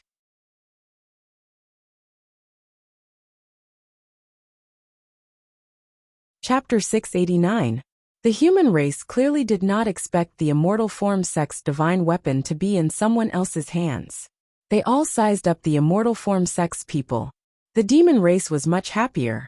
Xiao Susu's father clearly did not expect Xiao Susu to be able to obtain the Immortal Form sect's divine weapon. Xiao Susu's father Ning Shu curled his lips, making his face even more handsome. "Susu, be good and throw the profound yang sword over." Ning Shu nodded, "Then catch it." Ning Shu obediently threw the profound yang sword to Xiao Susu's father. He caught it and looked at it carefully. Then he grabbed the sword hilt and wanted to pull it out. When he pulled out the profound yang sword, it was caught off guard and exploded. A red thread as thick as a strand of hair rushed into Xiao Susu's father's heart. Xiao Susu's father immediately realized that something was wrong. He quickly tore open his clothes and looked at his chest. There was something swimming in his skin. Xiao Susu's father immediately felt that his heart was being eaten by bloodthirsty insects. The hair-sized insects were swimming in his heart. It was very painful. Xiao Susu's father looked at Ning Shu with bloodshot eyes and cursed, "Bitch." He wanted to activate the restriction in Ning Shu's body. What shocked Xiao Susu's father was that Ning Shu did not explode into minced meat like he expected. Xiao Susu's father was shocked. The restriction did not work?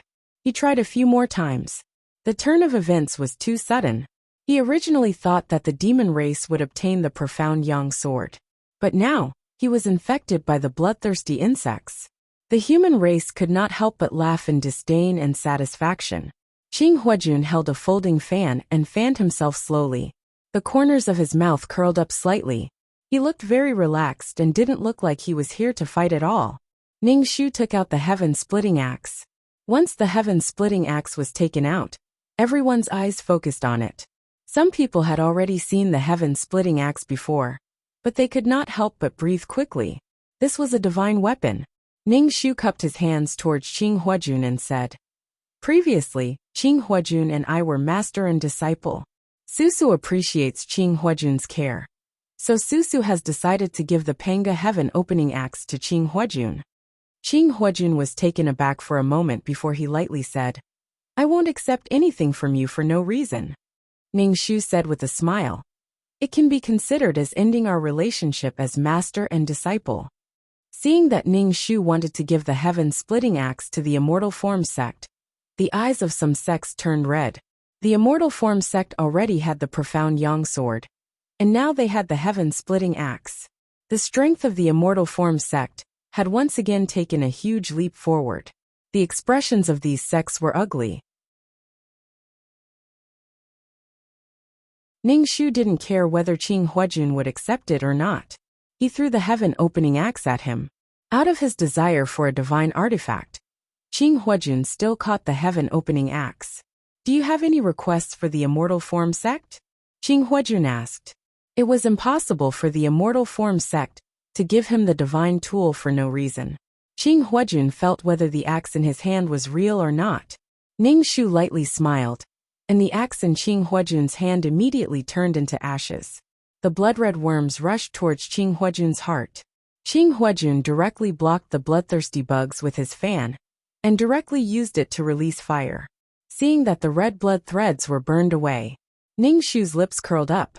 Although it was a pity that the blood-red worms didn't have any effect, the powder that exploded out of the axe was poisonous. It wasn't poison made from ordinary herbs. Just one breath would cause bad luck. Moreover, Yuling Air was standing beside Qing Huajun. It would be very troublesome to be poisoned.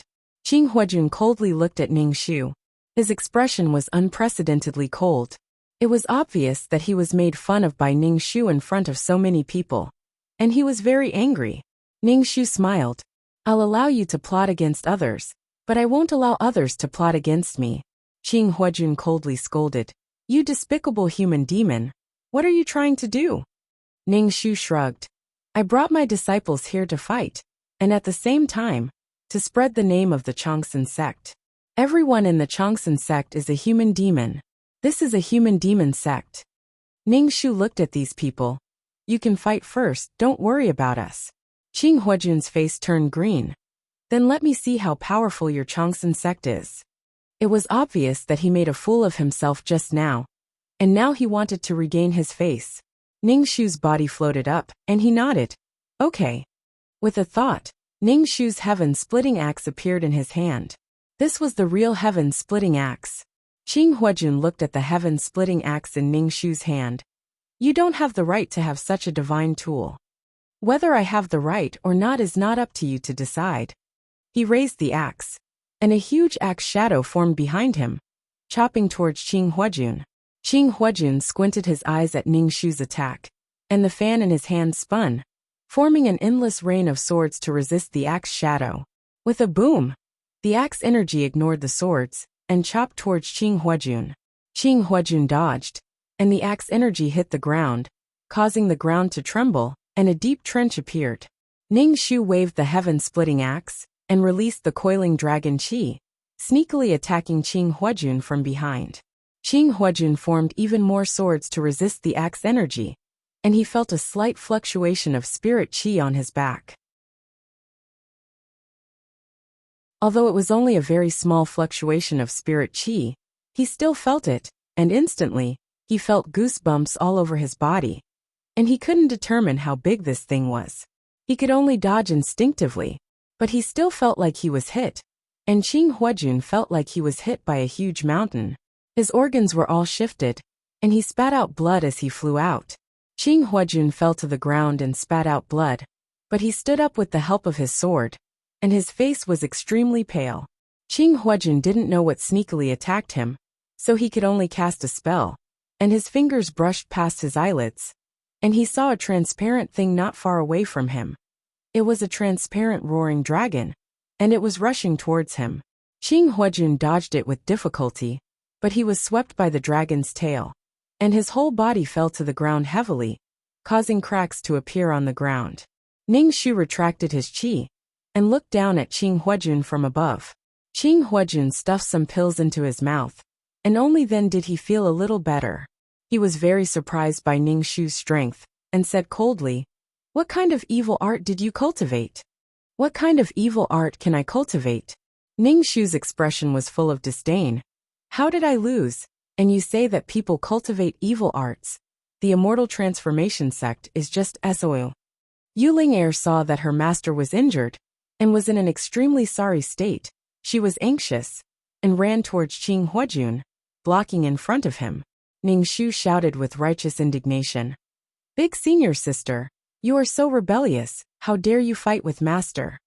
Yuling Er, go to the side. Qing Huajun said somewhat anxiously, and spat out a mouthful of blood, and there were black blood clots in the blood. Probably his internal organs were injured. Yuling Er stood in front of Qing Huajun and said firmly, You are injured, I will not leave. I will not let you hurt master, big senior sister. What is going on? Yuling Er's expression was blank, and then she said angrily, No matter what, you should not have fought with master, and even injured him.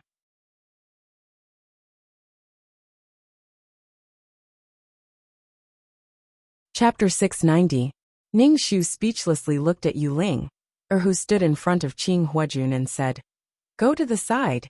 You don't know what happened between me and him. Yuling Er opened her arms like a mother hen protecting her chicks.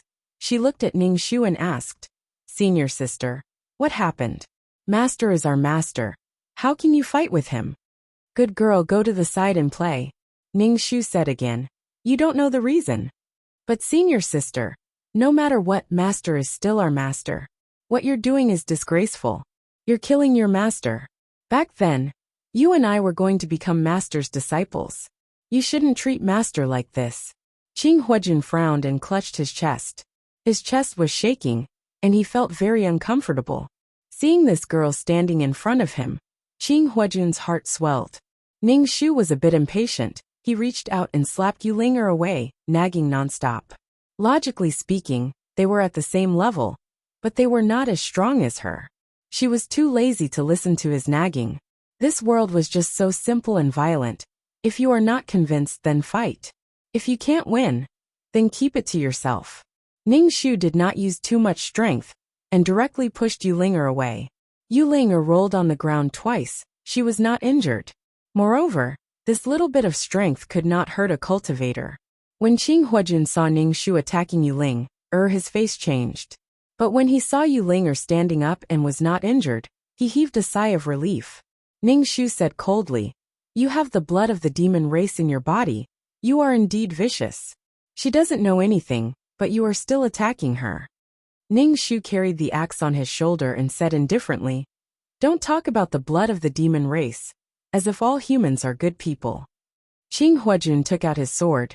Ning Shu stabbed it, but Ning Shu dodged and chopped at Qing Huajun with the axe. Qing Huajun felt uncomfortable in his chest. His body was also uncomfortable and itchy. Seeing that their own sect was at a disadvantage, the immortal form sect's people came out to help. On the other hand, the devil race didn't make a move. After all, they had someone to deal with the humans for them. Ning Shu looked at the people from the immortal form sect with a smile on his face. Are you trying to bully me with numbers? Qing Huajun coldly said. You infiltrated the immortal form sect and coveted their divine weapon, the profound yang sword. You are on the side of the devil race. Ning Shu waved his hand. Don't be like this. I am the sect leader of the longevity sect. I am not from the demon race, nor am I from the human race. Are you not here for the profound yang sword? Qing Huajun asked coldly. Ning Shu raised his axe and said, What's the point of saying so much? Let's fight. Qing Huajun felt uncomfortable, while Yuling Er twisted her body and kept scratching her face and neck. Her whole body was itchy. Seeing Yuling Er's appearance, Qing Huajun felt even more itchy. He took Yuling Er and left the battlefield. Seeing the person involved leave, the immortal form sect did not know if they should continue fighting. The others were speechless when they saw Ning Shu carrying his axe and looking incomparably valiant. Ning Shu jumped back onto the spirit ship and said, You guys continue fighting. I will watch from the side and not do anything. The demon race and the human race looked at Ning Shu, especially Xiao Susu's father, who was infected by the bloodthirsty worm.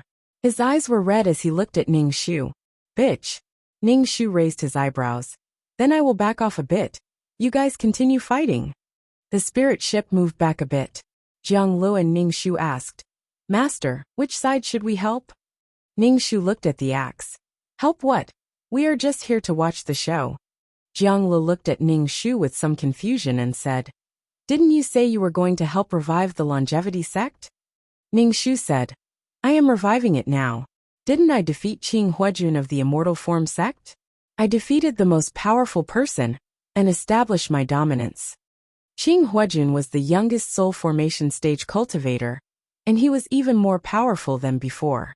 Ning Shu thought that if it wasn't for the advantage of his energy and divine weapon, it would be difficult for him to defeat Qing Huajun. Her strength was improving, but Qing Huajun's strength was also improving. Jiang Lu frowned. Master, do you not have confidence in the longevity sect you established?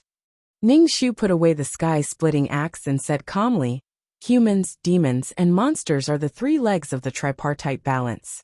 It is the human race and the demon race that are fighting each other. People like us who can't do anything, because of our bloodline, are in the minority. What we need to do is to survive, not compete with the human race and the demon race. Jiang Lu pursed his lips. Are we just going to watch? No, we can fight whoever we don't like. Let's fight the demon race. The demon race is also a threat to us. The demon race could absorb essence blood, even their own kind. You take a few junior brothers to fight the demon race, Ning Shu said. They were in a very awkward situation. There was no place for both the human race and the demon race. They felt stifled. Ning Shu gave each of his disciples a magic weapon and said, Don't fight with the powerful demon race. If you can't win, run. Let your senior brothers protect you. Yes, Master. The human race and the demon race attacked each other after testing each other. However, some people still paid attention to Ning Shu's side and were on guard. However, Ning Shu's force was nothing compared to the human race and the demon race. Jiang Lu took a few junior brothers to fight at the edge of the demon race. Ning Shu paid attention to his disciples and didn't let them get hurt. Qing Yu stood next to Ning Shu and looked at the chaotic battle below. He said, Actually, you don't need to establish a sect at all. Your technique gives these human race and demons a new way out. Why are you working so hard? Ning Shu said, It's always good to have a sect. A sect will only restrict the spread of this technique. Qing Yu said, With a sect, there will be conflicts of interest. Ning Shu rubbed his forehead and thought about what he should do. Previously, Ning Shu was still using this peerless technique as a sect's technique. He didn't want to spread it out, because he was afraid that the human race or the demon race would cultivate this technique. However, the human race and demons scattered in this world couldn't all join the Changsun sect, and let the Changsun sect become an organization of human race and demons. Ning Shu released his qi and saved a disciple. Then he brought him back. This was the first time the disciple killed someone. His face was pale, and he started to vomit. He looked very pitiful. Ning Shu didn't comfort him.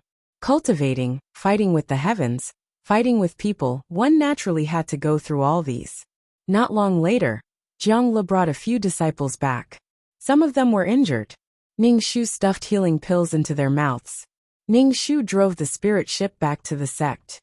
After returning to the sect, Ning Shu sat on a chair in the main hall and said to his disciples, I plan to spread the sect's technique. The other disciples didn't have any reaction. Jiang Lu frowned and asked, Master, isn't this the sect's technique? When you passed it to me, you swore that you wouldn't let me spread it out. You said that the human race can also cultivate it. Why are you spreading it out now?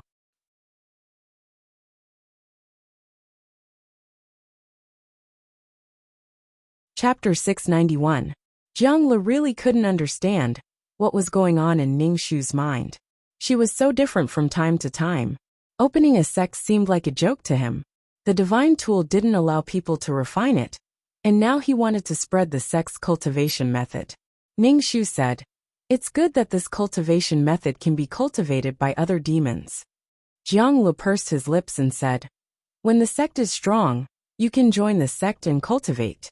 Spreading the cultivation method out is the meaning of the sect's existence. Ning Shu looked at Jiang Lu and said faintly, "The more people there are, the better. As the only sect of the demonic humans, how can it be meaningless?" "Jiang Lu, you seem to have a big opinion?" Ning Shu looked at Jiang Lu condescendingly. Jiang Lu cupped his hands and said, "Disciple doesn't dare. Disciple is thinking from the perspective of the sect." Ning Shu grunted.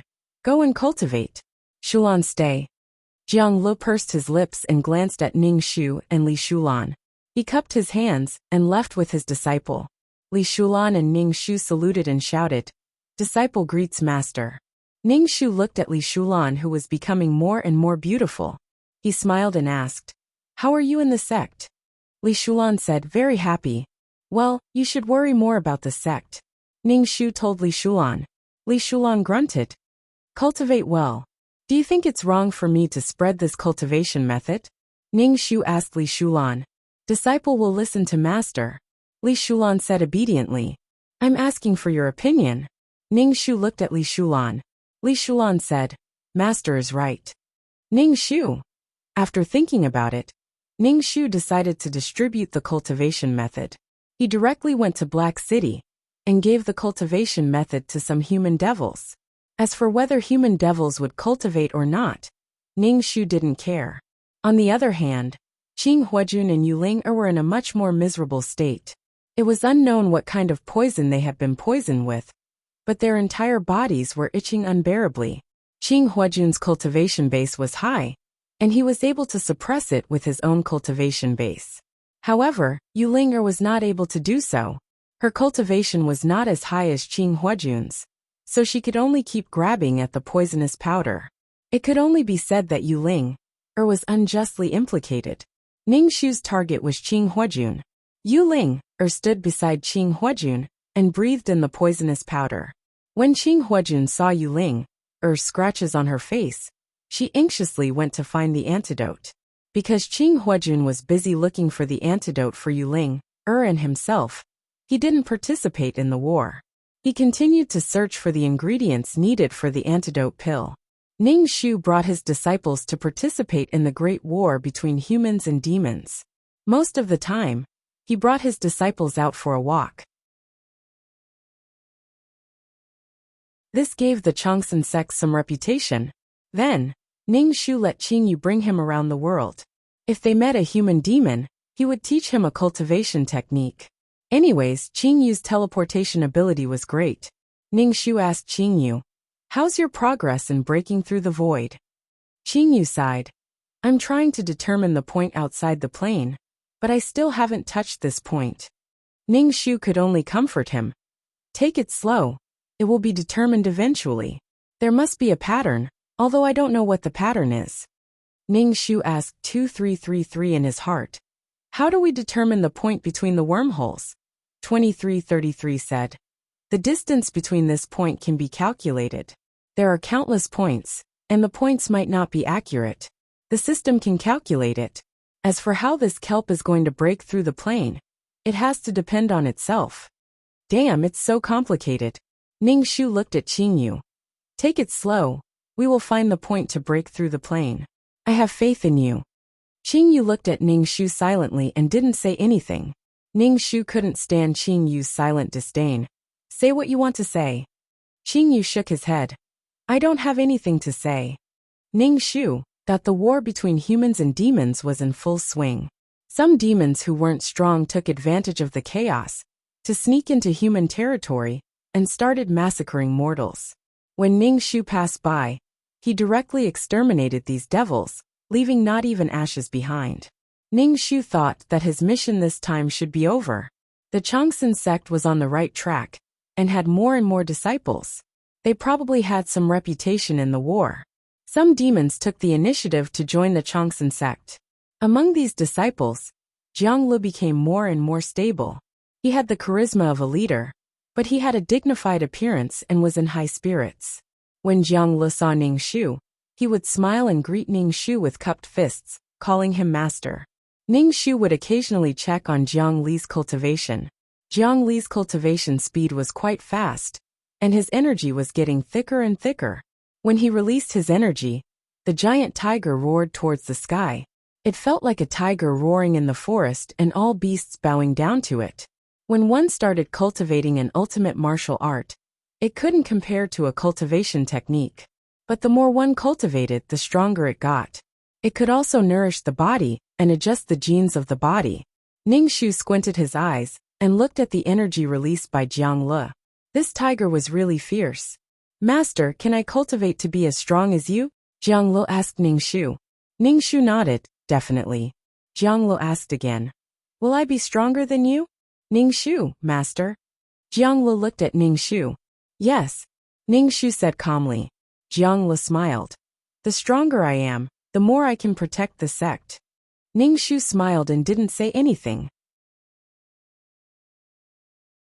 Qingyu had been studying day and night on how to break through the void and leave this world.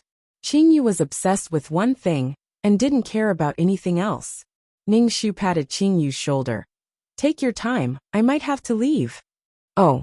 Qingyu nodded. Good luck, Ningxu said with a smile. She should be leaving this world soon. After all, she changed Xiao Susu's fate. The fatal seal on her was gone, and with her current strength, there were very few people who could kill her. Ningxu just sat on the bed and was about to cultivate when 2333's voice sounded in her mind. Mission failed. Failed? Ningxu didn't have time to be surprised when she felt a huge force pressing down on her soul. Her soul felt like it was going to collapse. Then, a force protected Ningxu's soul. It was so painful that Ningxu wanted to die. So this was what it felt like to be erased. After returning to the system space, Ningxu lay on the sofa and held her head. It was very painful. The power of erasing was still in her soul. After some time, the feeling of tearing her soul apart finally subsided. Ningxu looked down at her soul. It was a little dim. She didn't care why she failed the mission, and started to cultivate her soul. When her soul was finally full, Ningxu asked 2333 anxiously, Why did I fail the mission? She helped Xiao Susu change her life, got rid of the seal and became stronger. Why? Wasn't her goal to get rid of the bloodline shackles?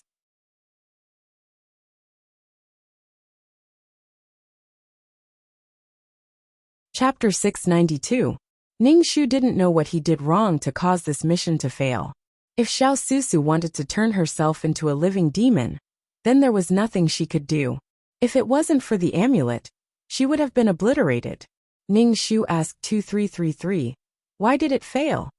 2333 pondered for a moment and said, It was Xiao Susu who judged that you failed the mission.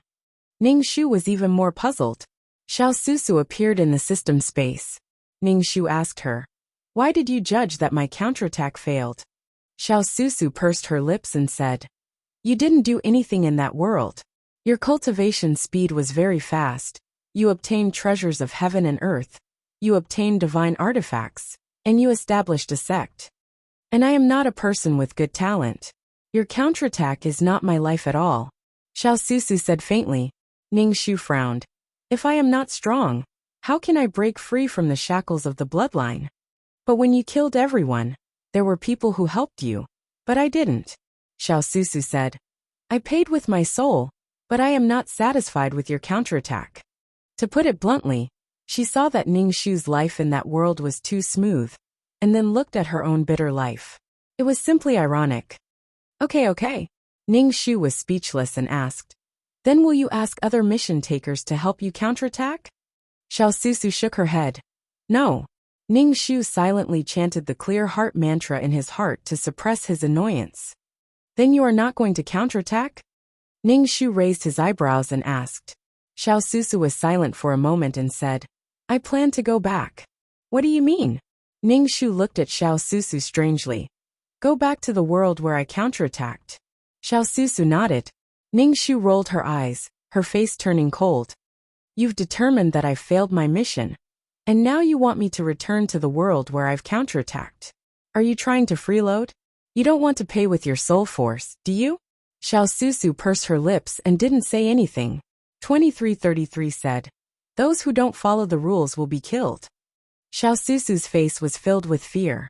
Her soul was slowly disappearing. She shouted, I won't go back, let me go.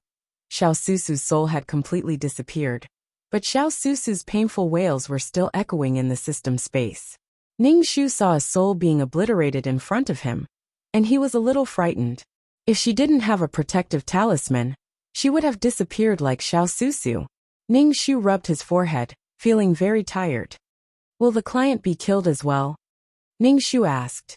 She had always thought that only mission givers would be obliterated. She did not expect that mission givers would be obliterated as well. 2333 said solemnly, giving life a chance to counterattack. Giving one's soul so that others can counterattack. One must abide by the rules. Many people want to counterattack, but do not have the chance. Alright, I guess I did this quest for nothing. 2333 reminded Ning Shu. Next time when you accept a quest, make sure you tell the person who asked you to do it. Tell them that there is a price to pay for a counterattack. Ning Shu nodded. I know. This time she took it as a loss. It was a pity that she had used 35 merit points to exchange for the protective talisman. Does the mission fail as long as the mission fails? Ning Shu asked. If she failed, she would be obliterated. If the mission giver said that she failed, it would be a failure. No matter how many protective talismans she had, it would not be enough. 2333 said, not only the mission giver, there is another way to calculate it. The reason why you failed this quest is mostly because the cheat was too big. Once you leave, the luck will not stay with the mission giver. Ning Shu. T_T. Tears rolling over table, she felt that she would never love again. Sure enough, cannon fodder should be cannon fodder. Don't be the main character. Ning Shu lay on the sofa dispiritedly. Sleep. Nothing could dispel the gloominess in her heart. Perhaps that plane was kind enough to give her luck. But she would cry if she said too much. Ning Shu kept thinking in her heart. She had to live the mission giver's life as her own to counterattack. But cheating had even become her fault. Sleep. After sleeping for an unknown amount of time, Ning Shu woke up. She was not so depressed anymore. Ning Shu 2333 said, I want to see what happened after I left that world. After all, it was a sect she established. Ning Shu wanted to see it. Okay. 2333 said, this world will develop according to your counterattack. A screen appeared in front of Ning Shu. It showed Ning Shu's posture when she died. However, there was some dust on her clothes. It seemed that she had been dead for a while. Didn't I just return to the space? It feels like a long time has passed there. Ning Shu asked. The flow of time is different. Ning Shu looked at the image on the screen. Jianglu pushed open the door and walked in. He saw the person sitting cross-legged on the bed. The person on the bed had his head lowered. He seemed to be asleep. Jianglu cupped his hands and said, Master. Jianglu waited for his master to respond. However, she did not move for a long time. He frowned and walked over, shouting, Shizhuan. Jianglu put his hand in front of her nose. When he felt that there was no breath, he quickly retracted his hand with a shocked expression. She pursed her lips tightly. Her eyes were shining. Jianglu did not inform the others that the sect leader was gone. Instead, he knelt in front of the corpse and kowtowed 3 times. Then he grabbed the heaven-splitting axe beside the corpse. The heaven-splitting axe was very heavy. Moreover, Jianglu did not refine it. It was very difficult for him to pick it up. Jianglu looked at the heaven-splitting axe in his hand and smiled. He looked at the corpse and said, Disciple will definitely bring glory to the sect that master established. Jianglu extended his hand and touched the corpse's head. The corpse immediately turned into ashes. Jianglu said, But master, your era has passed. This guy. Seeing this, Ning Shu could not help but raise his eyebrows. When he was thinking about whether to accept Jianglu as his disciple, he hesitated for a long time. In the end, he accepted Jianglu. With today's result, Ning Shu had a faint premonition. Jianglu had the nature of an ambitious and ruthless person. As long as he was given a ladder to ascend to the heavens, he would definitely climb it. Jianglu, who got the heaven-splitting axe, used his fastest speed to refine it. He then held a sect meeting and took out the heaven-splitting axe to announce that he was the sect leader. Many people were curious about where their master went. Jiang Li's explanation was that his master and senior Qing, you went to search for a higher level. Qingyu was gone, and the sect-protecting weapon was in Jiang Li's hands. He was also the eldest disciple, and was the strongest. There was nothing wrong with him becoming the sect leader. Jiang Li bowed towards the portrait of the ancestor, Ningxu, and officially became the sect leader of Changsun sect.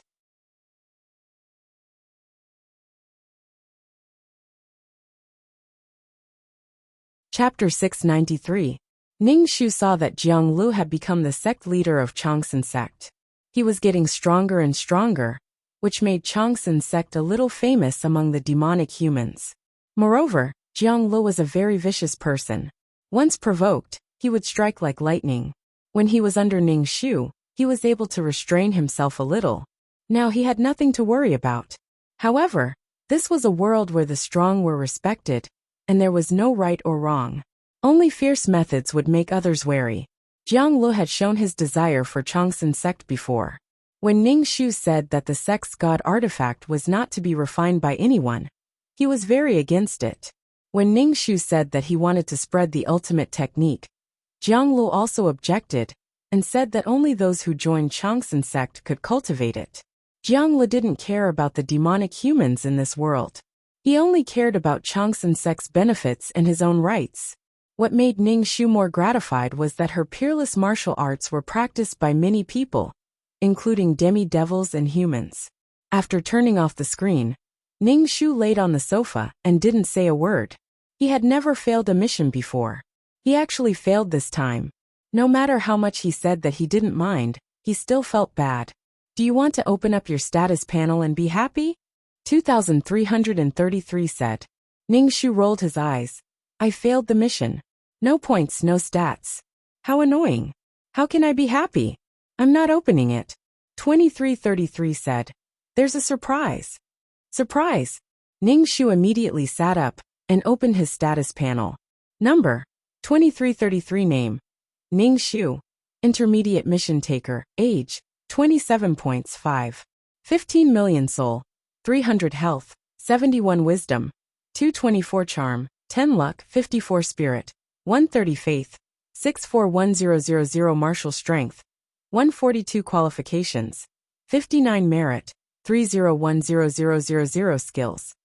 5th ring spear technique, trash fighting technique, beginner ultimate technique, beginner poison technique, beginner business management knowledge, beginner code programming, beginner lawyer skills. Honorary title, Wargot's selfless ancestor items, Calm Halo Faith Halo, Talisman 6-1 Halo, Mother of the World Queen's Blessing, Model Worker, Chunxi's Blessing, Leader Halo Grass Blessing, Best Friend for a Lifetime, Meow Meow Meow's Blessing, Lifesaver, Zhu Su Nyang's Blessing. Ningxu looked at his stats and was shocked. He had gained 1,000 points of faith and 10,000 merit points. Oh my god. Ningxu suddenly felt as if gold had fallen from the sky. It was too unbelievable. Ningxu asked, why is there so much merit? It's probably because of that plane. The countless living beings in that plane were all born because of you, causing the plane to return to the sea of laws, giving birth to new laws and living beings. Ningxu clutched his chest. It was indeed a pleasant surprise. The gloominess in Ningxu's heart immediately dissipated by quite a bit. No matter what, it was fine as long as there was a harvest. Your ultimate martial arts book has also changed. 2333 reminded Ningxu. Ningxu quickly took out the ultimate martial arts book. When Ningxu received the book, it was already a little damp and moldy. If it wasn't placed in the system space, it would have been eaten by worms. But this book had become very new. The pages faintly glowed with a golden light.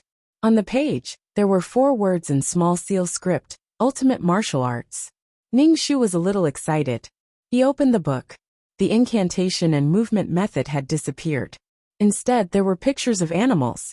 The first page was a roaring tiger. The second page was a crane. The third page was an eagle. There were all kinds of animals, elephants, snakes, cows. Every page was an animal. There were also some white pages with no animals on them. Ningxu had a faint guess in his heart. He asked 2333, is it that people who cultivate ultimate martial arts will form Qijin on these pages? Should be. 2333 said. This may be a support for you. Even in the modern world where spiritual energy is scarce, you can cultivate qi jin and strengthen your body. That's great. Ningxu hugged the book.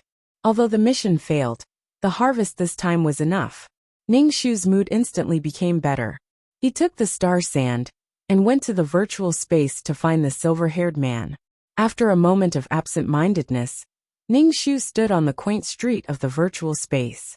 Ningxu took the things and went to the consultation room. When he walked into the consultation room, Ningxu smelled the fragrance of agarwood.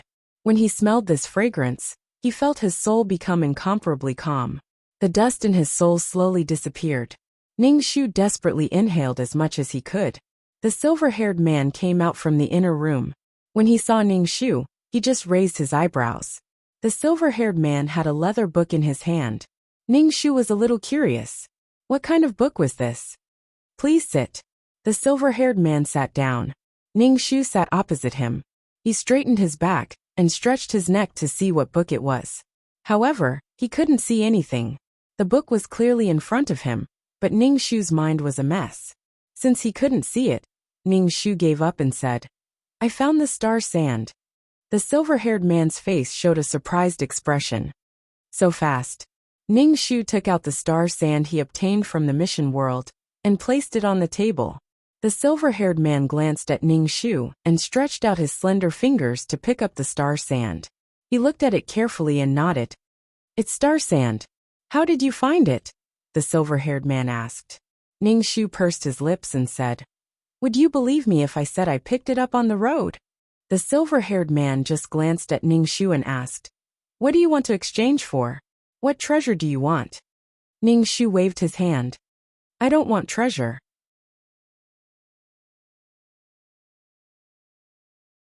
In the future, I'll ask you for advice for free. No. The silver-haired man refused directly. Ningxu, fuck. Sometimes, you can't pay for a question even if you sell your entire fortune. The silver-haired man said indifferently. Ningxu, how about this? I can give you 3 chances to ask questions for free. How about that? The silver-haired man said. So stingy. Ningxu bargained. 10 times. The silver-haired man just looked at Ningxu and didn't say anything. 8 times. 7 times. 6 times. 5 times. 5 times. Can't be less. 3 times. The silver-haired man said indifferently. You can choose not to exchange. Fuck, the shop is bullying the customer. Ningxu could only nod. I'll exchange. The silver-haired man nodded. Very good. Ningxu felt stifled and stared at the silver-haired man. The silver-haired man asked, Do you have any questions? Ningxu wanted to ask who the silver-haired man was and why he had such hair. After thinking about it, he didn't want to waste the 3 chances. They weren't on the same level, so what if he knew? The silver-haired man kept the star sand and left with the book. Ningxu stood up slowly and inhaled the agarwood fragrance. Then he slowly walked out of the consultation room. Then he planned to go to the restaurant to eat something. Every time he came to the virtual space, he felt that he had to eat a meal to be satisfied.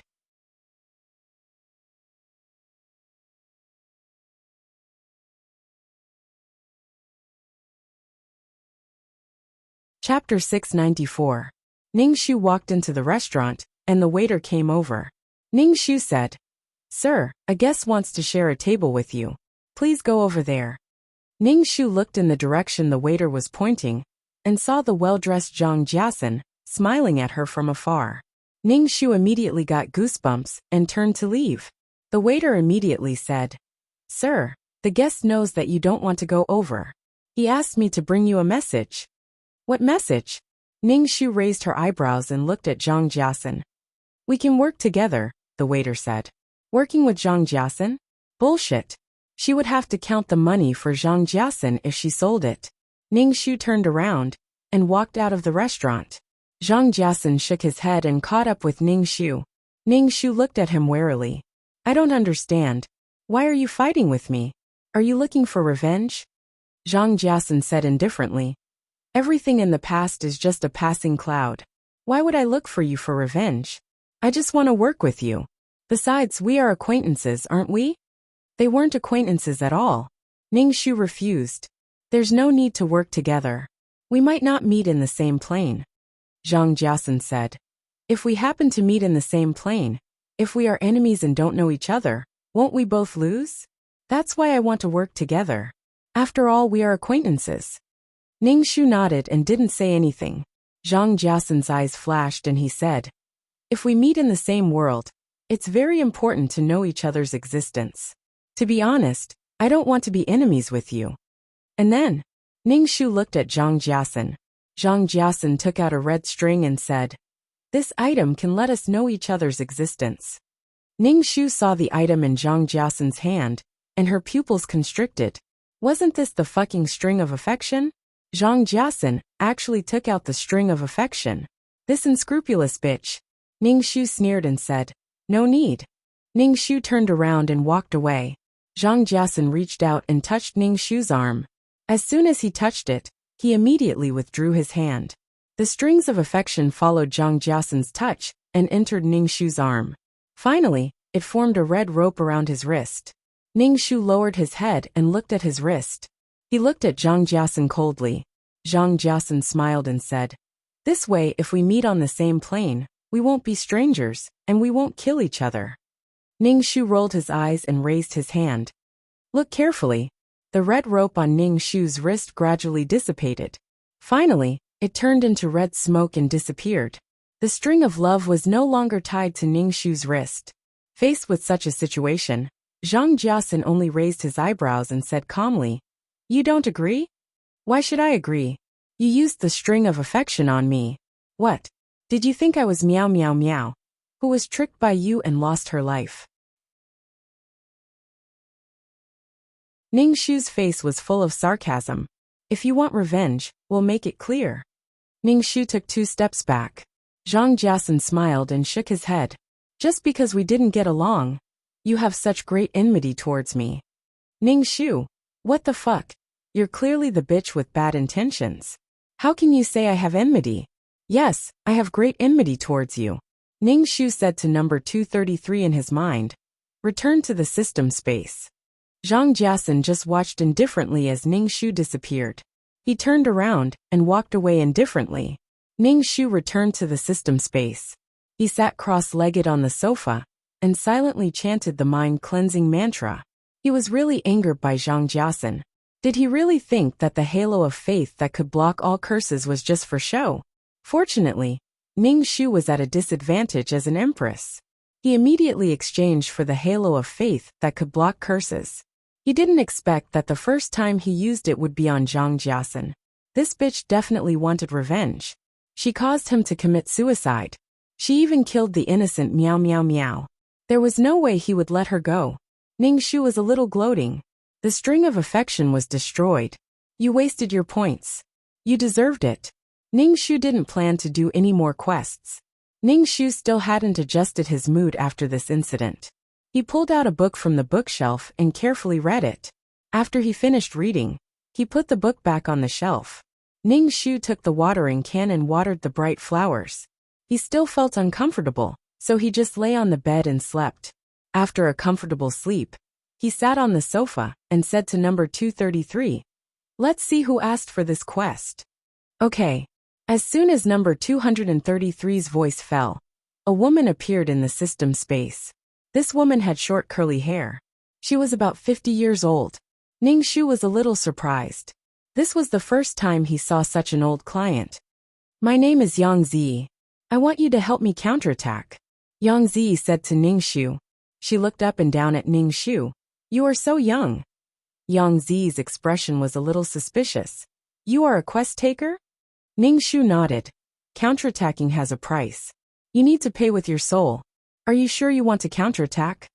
Yang Zi was silent for a moment. She nodded and said, for my son, I am willing. Ning Shu confirmed again. Are you sure you want to counterattack? I am sure. Yang Zi said. Ning Shu heard that the quest taker was her son. He nodded and accepted. I will accept the quest. Yang Zi's soul disappeared from the system space. Ning Shu did 2 chest expansions, took a deep breath and said, let's enter the mission. Okay. As soon as 2333's voice fell, Ning Shu felt a wave of dizziness. By the time Ning Shu's body was fully integrated with her body, before she could even open her eyes, she heard thumping sounds coming from the room next door. Ning Shu's heart was burning with anger. He was very irritated. Ning Shu silently chanted the clear heart mantra in his heart. He was sweating all over. It was very uncomfortable. Ning Shu felt uncomfortable all over. He was irritable, and his heart was palpitating. These symptoms were definitely menopausal syndrome. It was so fucking miserable. He was sad when his period came, but it was even worse when it didn't. Ning Shu silently chanted the clear heart mantra. When he calmed down a little, he began to accept the plot. Yang Zi was a single mother. She divorced her husband before the 7-year itch. Yang Zi's husband was the kind of person who met his true love after marriage. He met his true love, who was very simple and not pretentious. She was very different from the old woman at home. He was willing to pay a large amount of alimony to divorce Yang Zi. Yang Zi raised the child, and then the husband happily married his true love. Every month, he gave Yang Zi and their son, Wangbo, living expenses. Yang Zi was a kind person. She was not kind. She was more like a coward. She lived alone with her 6-year-old son. After so many years, she did not have a family.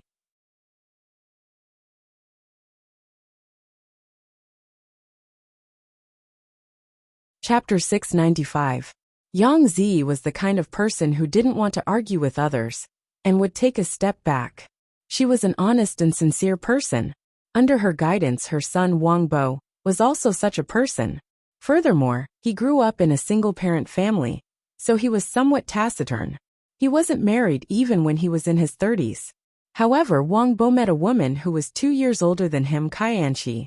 This Kaianchi was a beautiful woman with delicate features. She said to Wangbo that he was very honest and sincere. Unlike other men who indulged in debauchery, he looked very reliable. Wangbo was flattered, and the two gradually started to interact with each other. In the end, they got married. To be able to marry a wife like this, Wangbo naturally doted on her. Yang Zi also treated this daughter-in-law very well. She usually didn't let her do the housework and treated her like an ancestor. Wangbo and Yang Zi were married for 2 years, but didn't get pregnant. Wangbo didn't mind either. He had also been married for a few years, but didn't have children. Finally, Kaianchi was pregnant. However, from the moment she was pregnant, she kept bleeding.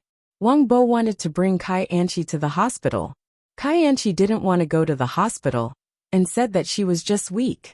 However, the bleeding symptoms didn't alleviate, and the child couldn't be saved. Although Wangbo was sad, he was more concerned about Kaianchi's health. He asked the doctor what caused the miscarriage, and asked him to be more careful next time. The doctor directly said with disdain that the uterus was as thin as a piece of paper after a few scrapes. How could the child be implanted in the bed? Wangbo felt as if he was struck by lightning. Kaianchi lied to him.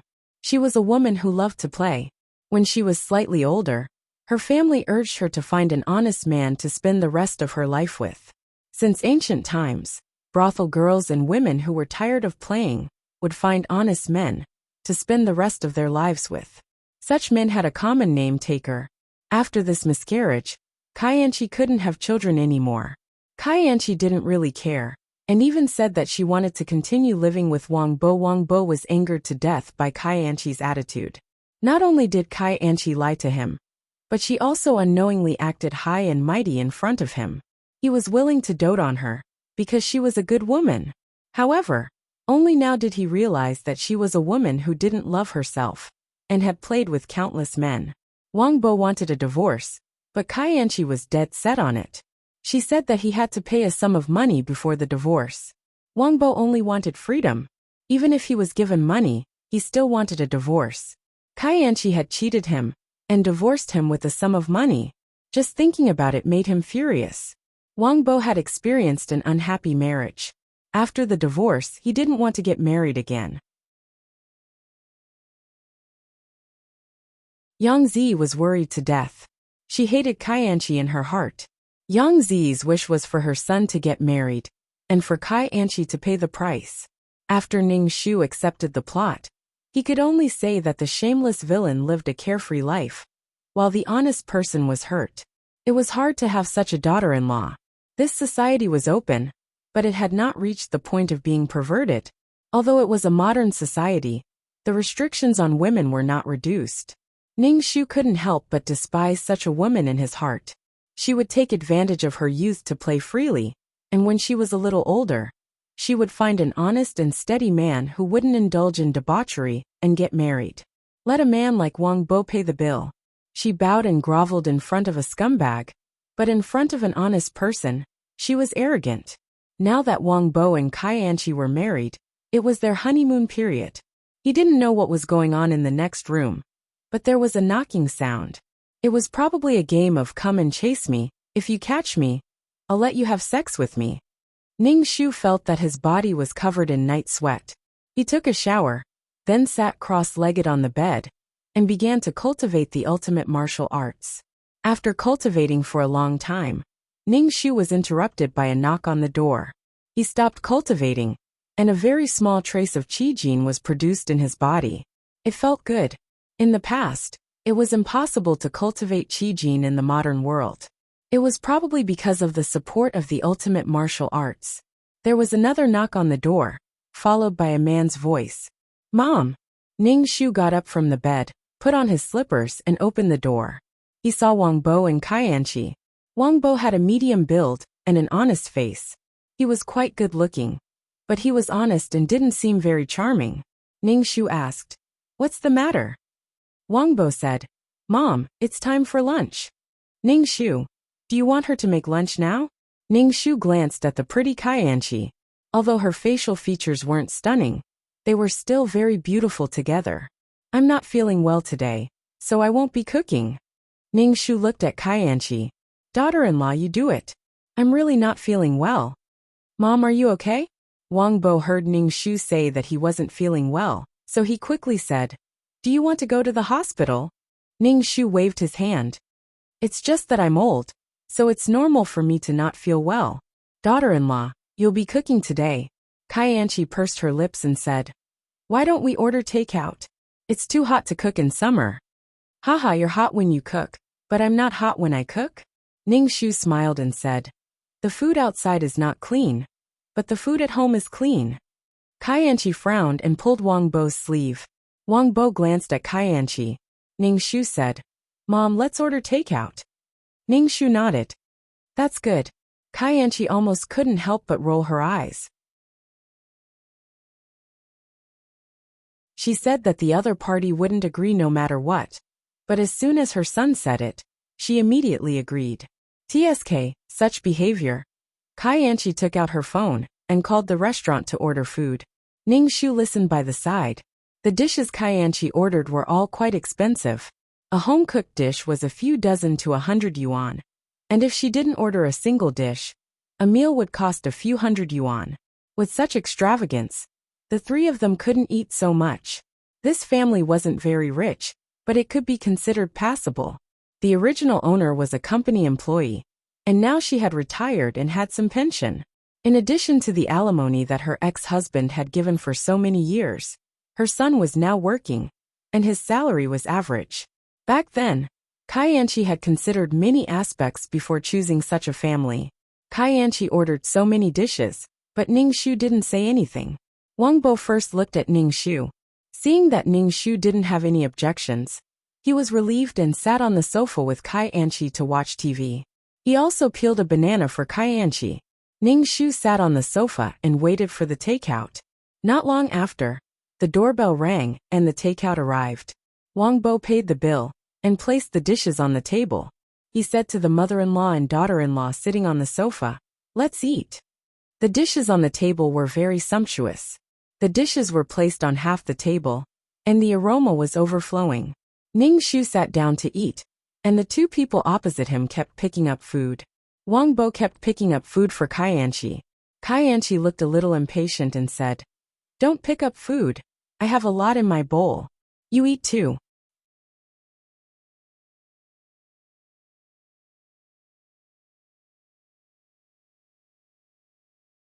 Chapter 696. Kai Anchi ordered so many dishes that she couldn't finish them all. Moreover, Kai Anchi didn't eat much in the first place, so there was a lot left. After Kai Anchi finished eating, she pushed the bowl away and left the table. She didn't think about cleaning up the table, and went straight to the bedroom. Wang Bo was about to clean up the table, when Kai Anchi stood at the door of the bedroom, and shouted to Wang Bo, "Come here and help me get something. I can't reach it." Wang Bo looked at Ning Shu. Ning Shu said indifferently, "Go, I'll clean it up." Wang Bo walked towards Kai Anchi happily. Kai Anchi closed the door, and didn't know what she was doing in the room. Ning Shu looked at the mess on the table, and curled his lips. He wrapped the dishes in plastic wrap and put them in the fridge. Then he washed the dishes. Walking out of the kitchen, he saw the couple's closed door. The two of them stayed in the room for half a day, occasionally coming out to get water. Ning Shu didn't care. Now that Wang Bo got a wife, he was very happy. It was normal for them to be sick of each other. Ning Shu wanted to make things difficult for Kai Anchi. When they got a divorce, he couldn't let her take away a large sum of money. It was obvious that Kai Anchi had too many miscarriages and couldn't get pregnant. She even blamed Wang Bo for the miscarriages and asked for a large sum of money. Yang Zi and Wang Bo were honest. Wang Bo wanted to get rid of Kai Anchi even if he had to give her money. Ning Shu returned to the room and sat cross-legged on the bed to start cultivating. Because this body had reached menopause, its endocrine imbalance made it feel uncomfortable. When it was time for dinner, Wang Bo and Kai Anchi came out of the room and sat on the sofa. Kai Anchi was playing with her phone while Wang Bo looked at her. Ning Shu put the leftovers from lunch back into the pot to reheat. The color of the dishes after reheating them didn't look good anymore. Moreover, they had become soft. One look and he lost his appetite. When Kai Anchi saw the dishes Ning Shu made, her face turned ugly. She was unhappy and sat down heavily on the chair. Wang Bo naturally saw that Kai Anchi was unhappy, but on one side was his mother, the mother he had depended on for more than 20 years, and on the other side was the woman he liked, his wife. Wang Bo was an honest man. He didn't know how to get out of this situation. When Kai Anchi saw Wang Bo's behavior, she was so angry that she wanted to die. This block of wood. Back then, she had thought that he was honest, but now, he wasn't honest at all. He was stupid. Ning Shu smiled and said, "Let's eat. There are still a lot of dishes left from lunch. I'll heat them up and eat." Kai Anchi picked up her chopsticks and looked at the dishes. She didn't know how to eat. She couldn't help but say, "Granny, these leftovers are not healthy at all. It's not good for your health to eat them." Ning Shu looked at Kai Anchi and said, "Are we going to throw away all these vegetables? These were all bought with money. It's not easy for Wang Bo to earn money. He should be more frugal." Kai Anchi curled her lips and retorted, "Earning money is for a better life. Then what's the point of earning money? Granny, you're too thrifty. If you eat these unhealthy dishes and get sick, all the money will be gone. It's not worth it. Don't you think so?" Kai Anchi used her foot to touch Wang Bo's leg under the table. Wang Bo could only say, "Mom, what Anchi said makes sense." Ning Shu glanced at Wang Bo and said, "Since you can't eat, why did you order so many dishes? Let's eat. If we can't finish it tonight, we'll continue tomorrow morning until we finish."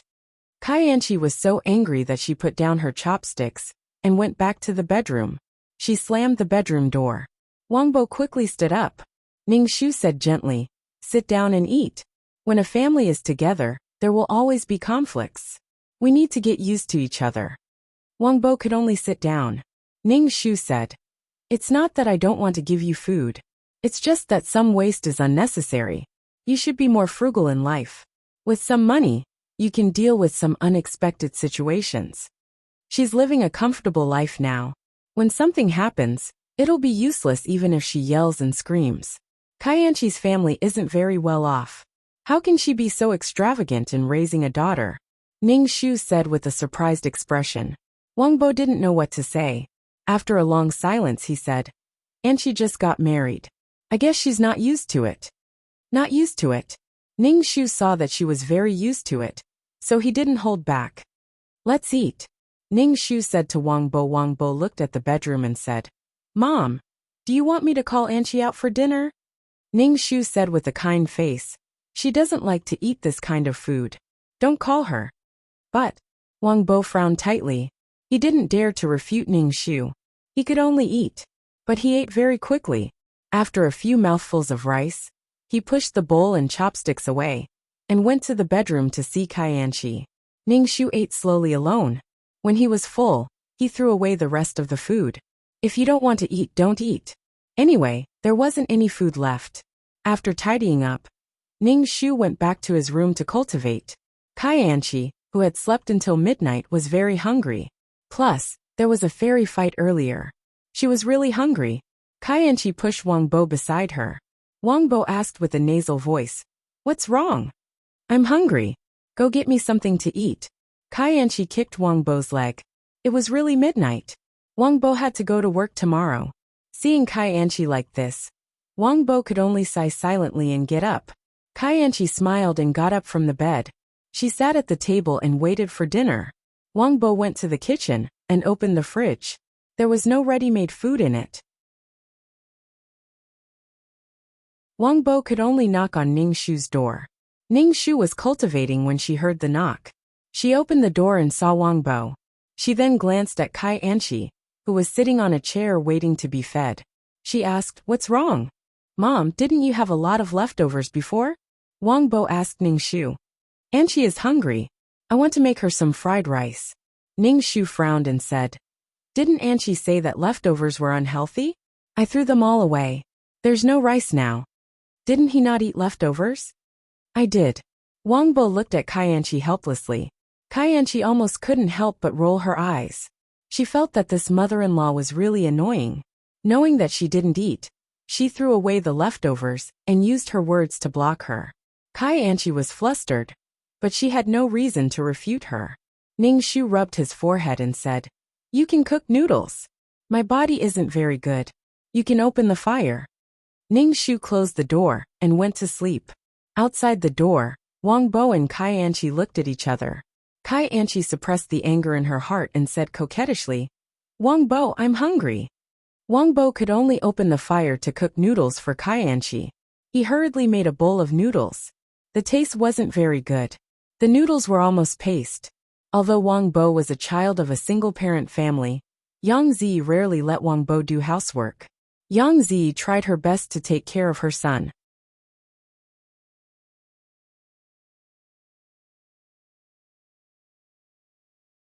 Chapter 697.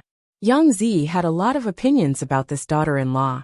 She raised her son with great difficulty. But the moment he married a daughter-in-law, he was ordered around by her. Yang Zi could tolerate it. After all, her son was in his 30s, and it wasn't easy for him to marry a daughter-in-law. If Kaianchi wasn't willing to do anything, Yang Zi would do it. But what Yang Zi couldn't stand the most was Kaianchi's heartlessness. She felt that her heart had been eaten by a dog. Kaianchi was an egoist. She only cared about herself and never cared about others. Kaianchi ate the noodles made by Wang Bo. It tasted terrible, and she was furious. Back then, she chose Wang Bo because she saw that Yang Zi and her son were kind. "Anchi, my mother is old. You have to bear with her." Wang Bo looked at Kaianchi's unhappy face and explained, "It wasn't easy for my mother to raise me all these years. If she did anything wrong, I'll apologize to you first." Kaianchi felt even worse when she heard Wang Bo saying "my mother." In the past, she felt that Wang Bo was honest and dull. But now, she felt that he was a mother's boy. He listened to his mother in everything, and had no opinions or confidence. He was indeed a child from a single-parent family. Kaianchi pushed the bowl and chopsticks away and said angrily, "I'm not eating anymore." When Kaianchi stood up, the chair made an ear-piercing sound. In the silent night, it was very ear-piercing. Kaianchi entered the bedroom and said to Wang Bo, "You'll sleep on the sofa today." Wang Bo frowned and reached out to block Kaianchi from closing the door. He said in a low voice, "Anchi, don't be like this. We just got married. Mom will be worried." Kaianchi was even angrier when she heard this. "Are you going to live with me or your mother?" Kaianchi slammed the door shut with a loud bang. Even Ning Shu, who was next door, felt the wall shake twice. Ning Shu's mouth twitched. Kaianchi's temper couldn't be described as violent. It could only be said that she had Yang Zi and her son under control. She could be angry whenever she wanted to. And she didn't have any scruples. It was as if a toad had eaten a swan's meat. Marrying you was a stroke of luck. If I hadn't married you, would you have been able to find a wife? This was the difference between liking someone and not liking someone. If Kaianchi really liked Wang Bo, she definitely wouldn't have done this. She didn't care about Wang Bo's feelings. Today's conflict was actually all because of Ning Shu. If it was the original owner, Yang Zi, if Kaianchi was hungry and wanted to eat, she would definitely cook for Kaianchi.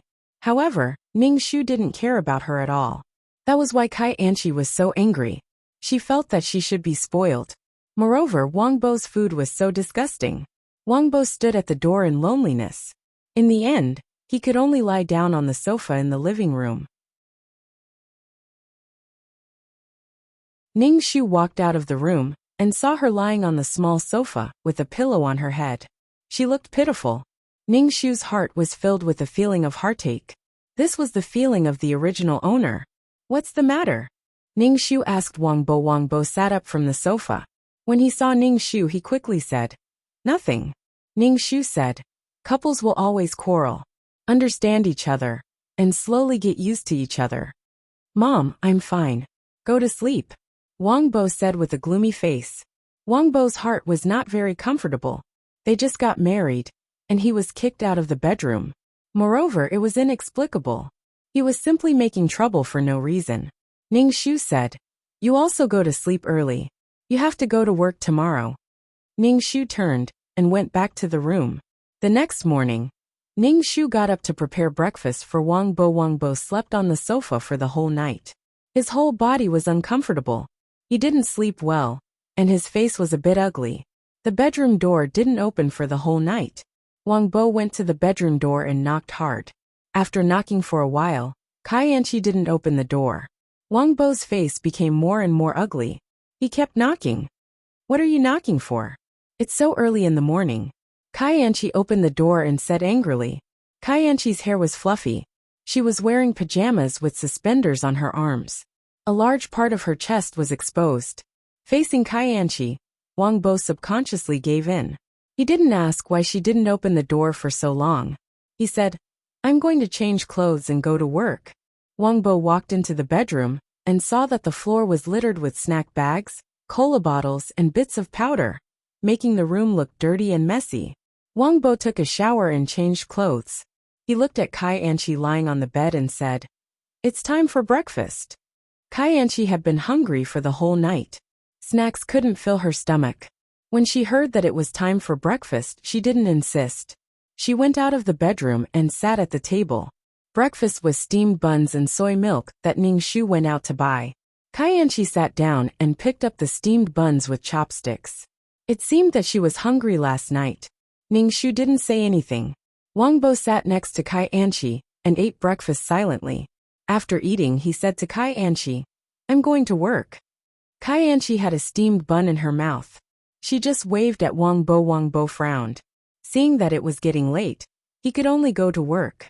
Ning Shu saw that Wang Bo was unhappy when he left, but he didn't say anything. He looked at Kaianchi, who was drinking soy milk and eating fried dough sticks, and said, "Anchi, come with me to buy groceries." Kaianchi almost choked on the fried dough stick. She swallowed the fried dough stick in her mouth and said, "I don't know how to buy groceries. Grandma, I don't need to go." Ning Shu had a smile on his face and said calmly, "You can learn if you don't know how to. I'll tell you that the groceries there are cheap and fresh." Kaianchi curled her lips. "I'm not going to learn. You're going to live with Wang Bo in the future. I can still help now. When I'm old and can't move, you'll definitely be the one doing the laundry and cooking." Ning Shu said lightly. Kaianchi's face turned green. Doing laundry and cooking? She still had to take care of this family? Kaianchi said, "Grandma, you're too old-fashioned. It's the age of the internet. You can eat anything you want. Just a phone call and you can eat." Ning Shu raised his eyebrows. "Ordering takeout for the rest of your life? Granny, let me do the math for you. Every day, you'll have to pay for water, electricity, gas, meat, vegetables, oil. And you'll have to cook every day. So it's more cost-effective to order meals. Kai counted with her fingers and said shrewdly. Ning Shu smiled. If it's New Year's Eve or if it's a treat at home, do you think it's appropriate to order takeout? Since you're married, you should keep your heart in check. Today, come with me to buy groceries, Ning Shu said unquestionably. Kai face was unhappy. After eating, she went back to her room and locked the door. Obviously, she didn't want to go to the market with Ning Shu. Ning Shu washed the dishes and went to knock on the door. Ning Shu knocked for a while, but Kai didn't open the door.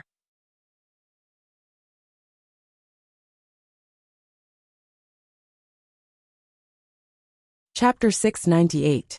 Ning Shu knocked on the door loudly, but Kai couldn't hear her, as if she was deaf.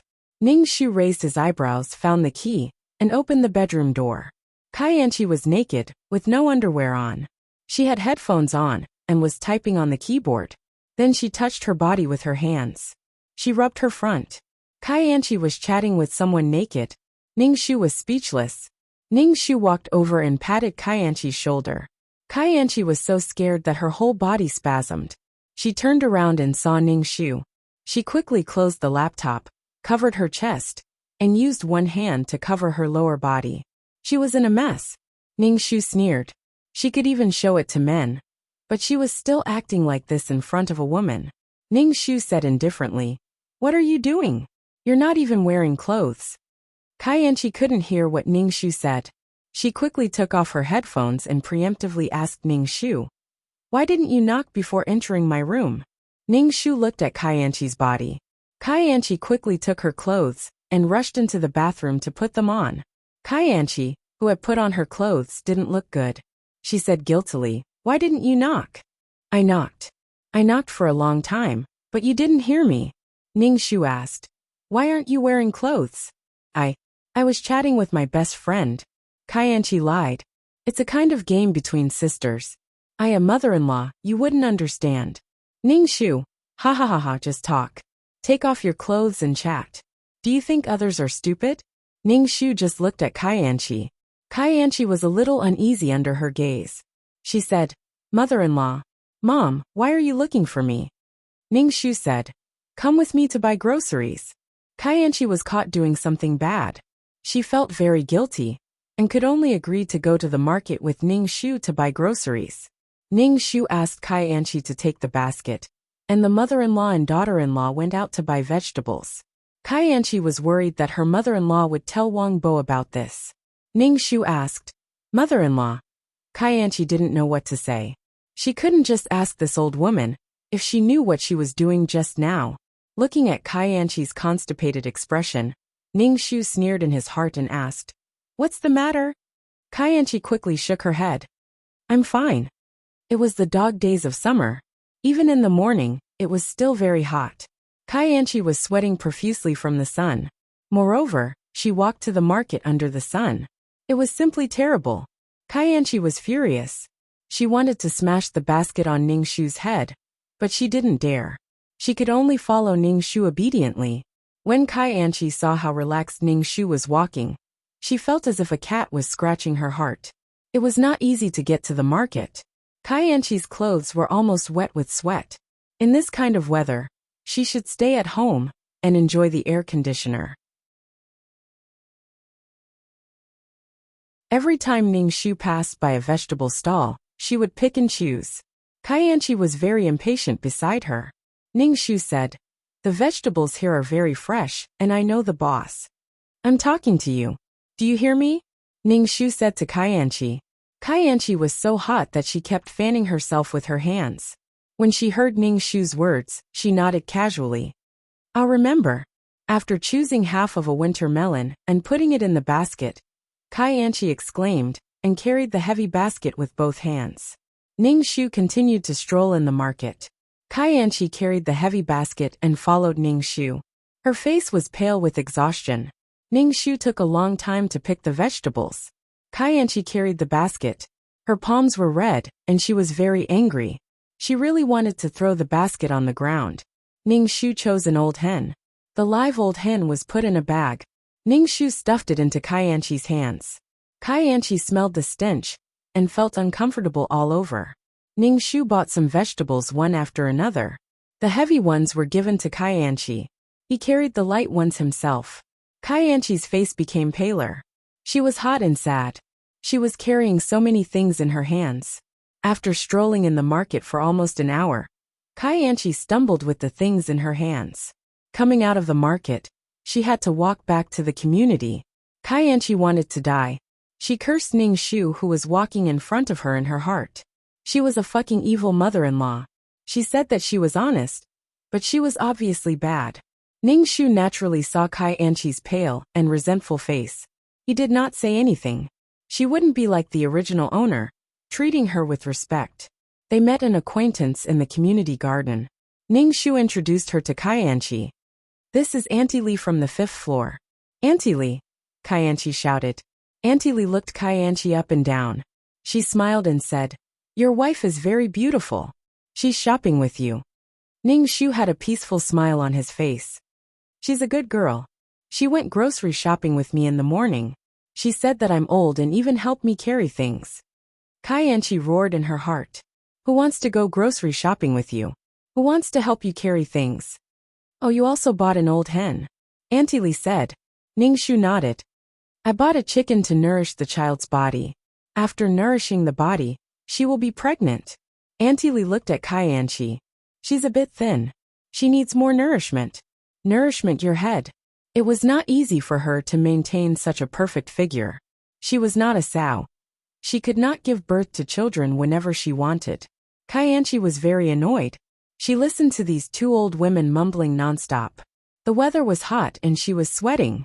She had so many things in her hands that it hurt.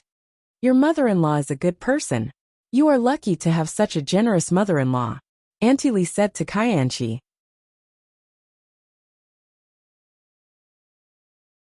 Kaianchi's mouth twitched. "What good person?" "Haha," Kaianchi said to Ning Shu. "Mom, I'll send the things up first." Ning Shu nodded and said to Auntie Li, "Let's play mahjong together later. I'll leave first." Because they lived on a higher floor, they often met acquaintances when climbing the stairs. Ning Shu would introduce his daughter-in-law to these people. They would talk for a long time. Once they started talking, Kaianchi could only watch these people talk. She was so tired that her heart was about to break down. Kaianchi's mouth was dry and sweat rolled down her body. She felt like she was going to get a heat stroke. In the blink of an eye, it was almost 11 o'clock when she got home. Once she got home, Kaianchi quickly put down the things in her hands. She raised her hands and saw that her palms were red from the pressure. Kaianchi gulped down 2 cups of water and prepared to take a bath and lie down. She had never been so tired. Ning Shu stopped Kaianchi and said, "Come and kill the chicken with me. Help me pluck the feathers." Kaianchi looked at Ning Shu in disbelief. She did not want to do this kind of thing. She said angrily, "I don't know how to."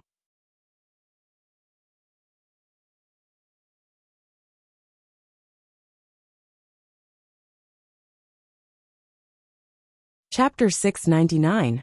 Kaianchi never thought that Ning Shu would ask her to kill a chicken and pluck its feathers. She was a fashionable and beautiful person. Why would she do such a thing? Kaianchi quickly shook her head. "I won't. I really won't." She felt horrified just thinking about it. "You can learn if you don't know. You'll slowly learn," Ning Shu said lightly. "I'm going to boil some water. Come and help me later. I'll ask Wang Bo to come back and try your cooking at noon." "Grandma, I really won't do such a thing," Kaianchi said helplessly. But she was cursing Ning Shu in her heart. Why would she do such a thing? Kaianchi regretted choosing this family. They looked honest, but in fact they were thinking of ways to torture people. Kaianchi rolled her eyes and said, "I'm suffering from a heat stroke."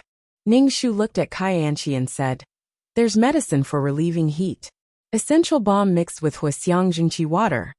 Ning Shu said as she took out the Huaxiang Vital Energy water and essential balm oil. She cut open the bottle of Huaxiang Vital Energy water and handed it to Kaianchi. "Drink a small bottle of Huaxiang Vital Energy water first, and apply some essential balm oil on it." Kaianchi looked at the Huaxiang Jingqi water in Ning Shu's hand.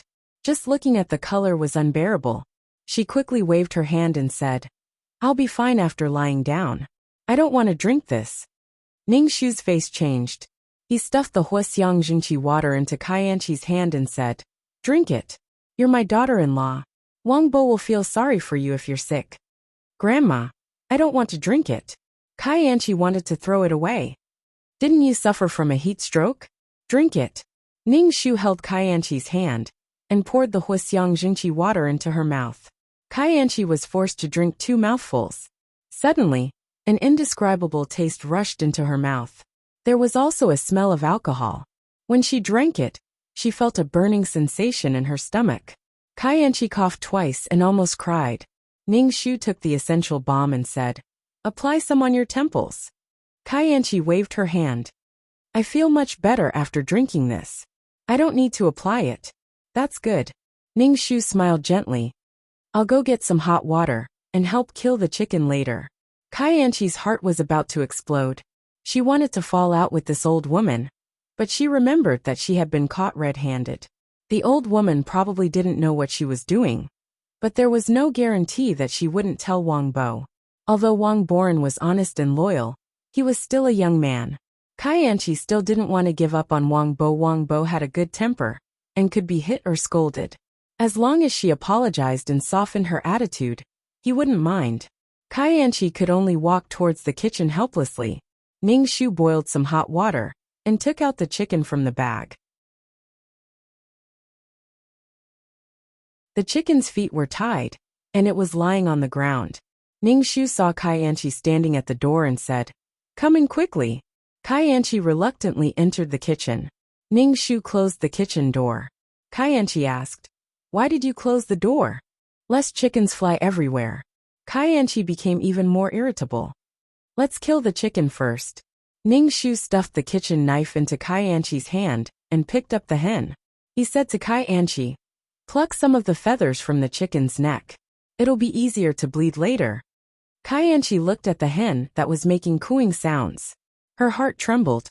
She reached out her hand to pluck the feathers, but the hen pecked at her hand. Kaianqi suddenly screamed in pain. The back of her hand was bruised by the hen's peck. Ning Shu sighed. "Why didn't you grab the chicken's head first before plucking the feathers?" Kaianqi was furious. "Why didn't you say it first? Why did you grab the chicken's head with the kitchen knife in your other hand?" "Grandma, my hand hurts. I don't want to kill the chicken," Kaianqi said pitifully. Ning Shu didn't care and said, "It's okay. The first time I killed a chicken, I cut my hand." Kaianqi could see that this old woman wanted her to kill the chicken. Kaianqi cursed Ning Shu's 18 generations of ancestors in her heart. She looked at the hen with a particularly fierce gaze. She pulled the hen's head and violently plucked its feathers, causing the hen's neck to bleed. "Okay, now take the knife and cut the chicken's neck to bleed," Ning Shu said. Kaianqi picked up the kitchen knife. She didn't cut the hen's throat like Ning Shu said. Instead, she used the kitchen knife to chop off the hen's neck. Blood splashed everywhere. Kaianqi's face was also splashed with blood. Kaianqi screamed, threw away the kitchen knife, and turned on the tap to wash her face. Ning Shu put the hen in a basin and scalded it with hot water. It would be easier to pluck the feathers later. "Okay, now you can pluck the feathers," Ning Shu said to Kaianqi. Kaianqi felt that she was about to collapse. She gritted her teeth and squatted down to pluck the feathers.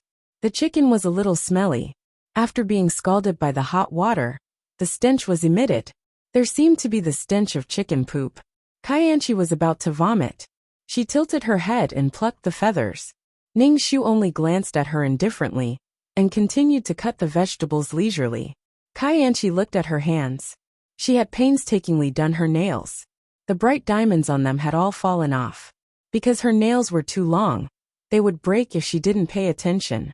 It was very painful. Kaianqi was so annoyed that she was about to die. She plucked the chicken's feathers. "Anqi, you have to pluck some of the small feathers," Ning Shu instructed Kaianqi. Kaianqi was speechless. Kaianqi's face was pale. Because she rarely did such things, she felt very uncomfortable. In addition, it was the dog days of summer. Kaianqi was very tired carrying so many things. It wasn't easy to pluck the feathers. When Kaianqi stood up, She saw stars and almost couldn't stand. Ning Shu said, "Wash the chicken, then cut it open and take out the internal organs." Kai Anchi directly ran out of the kitchen and rushed to the bathroom to vomit. Ning Shu smiled slightly. He put the hen in the sink and took care of the internal organs. When Kai Anchi came out of the bathroom, her face was pale. Seeing Ning Shu take the chicken out, she sighed in relief. Then she heard Ning Shu say, "Wash your hands and come over to cook." Kai Anchi immediately said, "I won't do it. I don't know how." Ning Shu smiled kindly and said, "It's okay. You'll learn slowly." "I don't want to learn." Kai Anchi was very uncomfortable now. She wanted to lie down and rest. Ning Shu still smiled kindly. "Hurry up. It's almost noon. Wang Bo will come back for lunch. He will be very happy to eat the food you cook." Kai Anchi's chest rose and fell. Her face was a little ferocious. She roared in her heart. Who was Wang Bo to let her cook for him? Ning Shu looked at Kai Anchi indifferently. Kai Anchi gritted her teeth and walked into the kitchen to wash her hands and cook. Ning Shu ordered her, "Pour the oil. Turn down the heat. The oil is smoking. Hurry up and pour the vegetables." Kai Anchi hurriedly threw the vegetables into the pot. As a result, the oil spilled out and splashed Kai Anchi's body. It was summer and she didn't wear much. It hurt when the oil splashed on her body. Some even splashed on her face. Kai Anchi was so scared that she directly threw the spatula into the pot and ran out of the kitchen.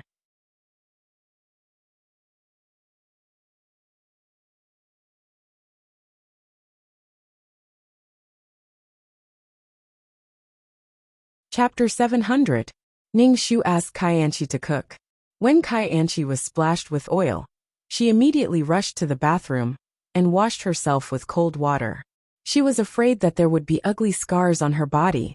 Ning Shu saw that Kai Anchi ran away without a care. He took the spatula and cooked. He put in some simple seasoning and turned off the fire. "Let me see if you're scalded." Ning Shu went into the bathroom and asked Kai Anchi. Kai Anchi's face was very ugly. Her white and tender skin was going to have a scar. "If you're fine, continue cooking," Ning Shu said. Kai Anchi was angry. "I said I don't know how to cook. Why do you insist that I do it? If you don't have money to order, I'll pay for it myself." Ning Shu had a wide smile on his face and looked very kind. "Anchi, this is not a matter of money. Wang Bo has to work to support the family.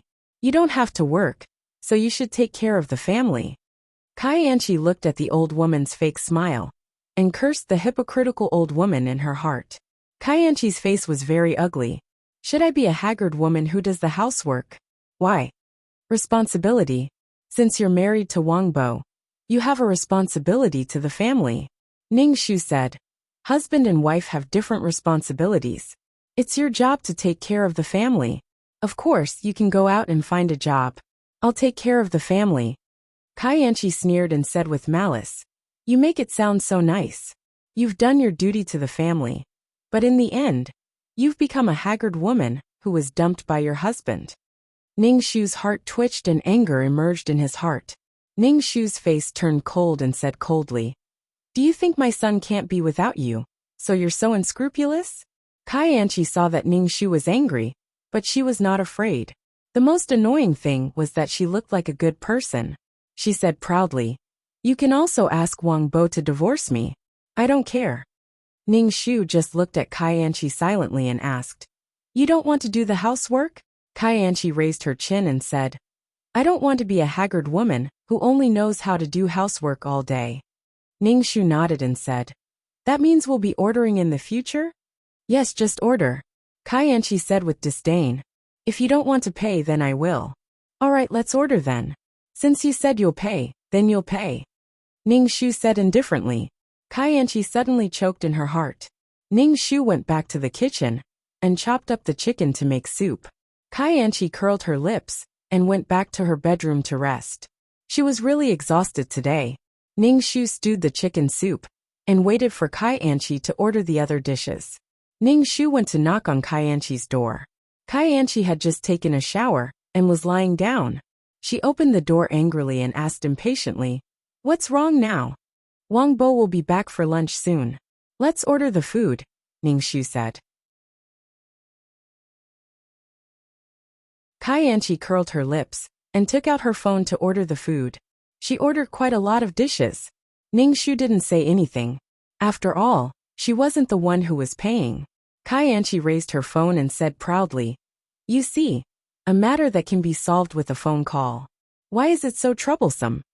Ningxu smiled slightly. He hoped that when he gave the money later, his heart wouldn't bleed. Not long after, the food delivery man came. Ningxu said to Kaianchi, "Pay up." Kaianchi's face suddenly turned ugly. She stood still, and the food delivery man stood at the door waiting to collect the money. Ningxu said with a smile, "I'll pay. You come with me tomorrow to buy groceries and cook. This way it's fresh and cost-effective." Kaianchi stomped her feet and snorted. She went back to her bedroom and took out her wallet. She took out a few red notes from her wallet and gave them to the food delivery man. Ningxu saw that Kaianchi's wallet was a famous brand. A wallet cost thousands. She was really rich. Kaianchi, who gave the money, didn't look good. She deliberately made some noise when she walked. Ningxu acted as if he didn't hear anything. He called Wangbo and asked him to come back for dinner. When Wangbo came back from work, he saw a table full of delicious food. Ningxu asked, "Did you order the food?" Ningxu nodded. "And she doesn't want to cook. She said that she will order food in the future." Wangbo frowned and said, "How much is this?" Wangbo was a working man. The pressure of supporting the family was on him. The food on the table was a few hundred yuan. His daily salary was a few hundred yuan. Kaianchi heard Wangbo's words when she came out of the bedroom. Her face darkened. She pulled out a chair and sat down. "I'm the one paying, not you." Kaianchi's face was cold. Her words were very rude. It was very embarrassing. Wangbo couldn't help but look at his mother. Ningxu acted as if he didn't hear anything and was pouring soup. Wangbo felt very embarrassed. He didn't know how to refute Kaianchi. His nose trembled as he took a deep breath and said, "Anchi, thank you." When Ningxu heard this, he really wanted to pour a bowl of chicken soup on Wangbo's face. "Thank you." Kaianchi snorted and picked up the bowl to eat. Wangbo could only eat. Wangbo ate very quickly. Ningxu put the chicken soup in front of Wangbo and said, "Drink it." "Anchi killed this chicken soup. She stewed it for you." Wangbo's face immediately showed a smile. He said to Kaianchi, "Thank you." Kaianchi nodded. Wangbo drank a bowl of chicken soup and went to work after dinner. After dinner, Kaianchi pushed the bowl away and went back to her bedroom, locking the door from the inside. Ningxu saw that there was a lot of food left on the table. He poured it out and cleaned it up. He went into the room to practice his ultimate martial arts.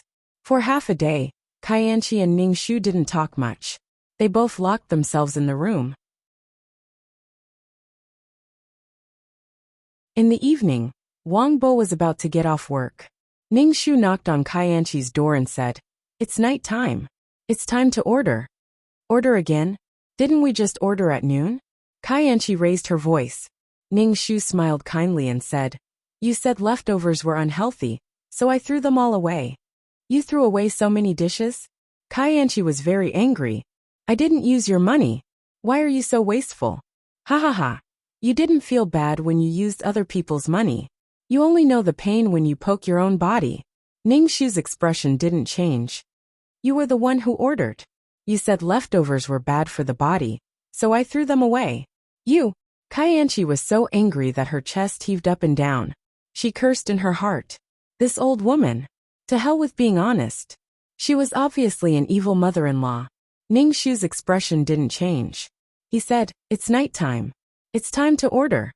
Kaianchi grabbed Ningxu's arm and said coquettishly, "Mother-in-law, your cooking is delicious. I like eating your cooking the most. Moreover, the food at home is clean and hygienic." Ningxu had a kind smile on his face. He gently patted Kaianchi's hand that was hanging on his arm and said, "You are also a woman. You should know that at my age, menopause makes my body uncomfortable. Cooking is too difficult." You're tuning in to the Li Mei's Wuxia Whispers YouTube channel. We're so grateful for your support. And don't forget to subscribe to join us on this incredible journey through captivating stories. Your generosity through donations truly makes a world of difference, as it's the primary source of revenue that allows me to expand and enhance this channel for you. Thank you from the bottom of my heart for being a part of this adventure.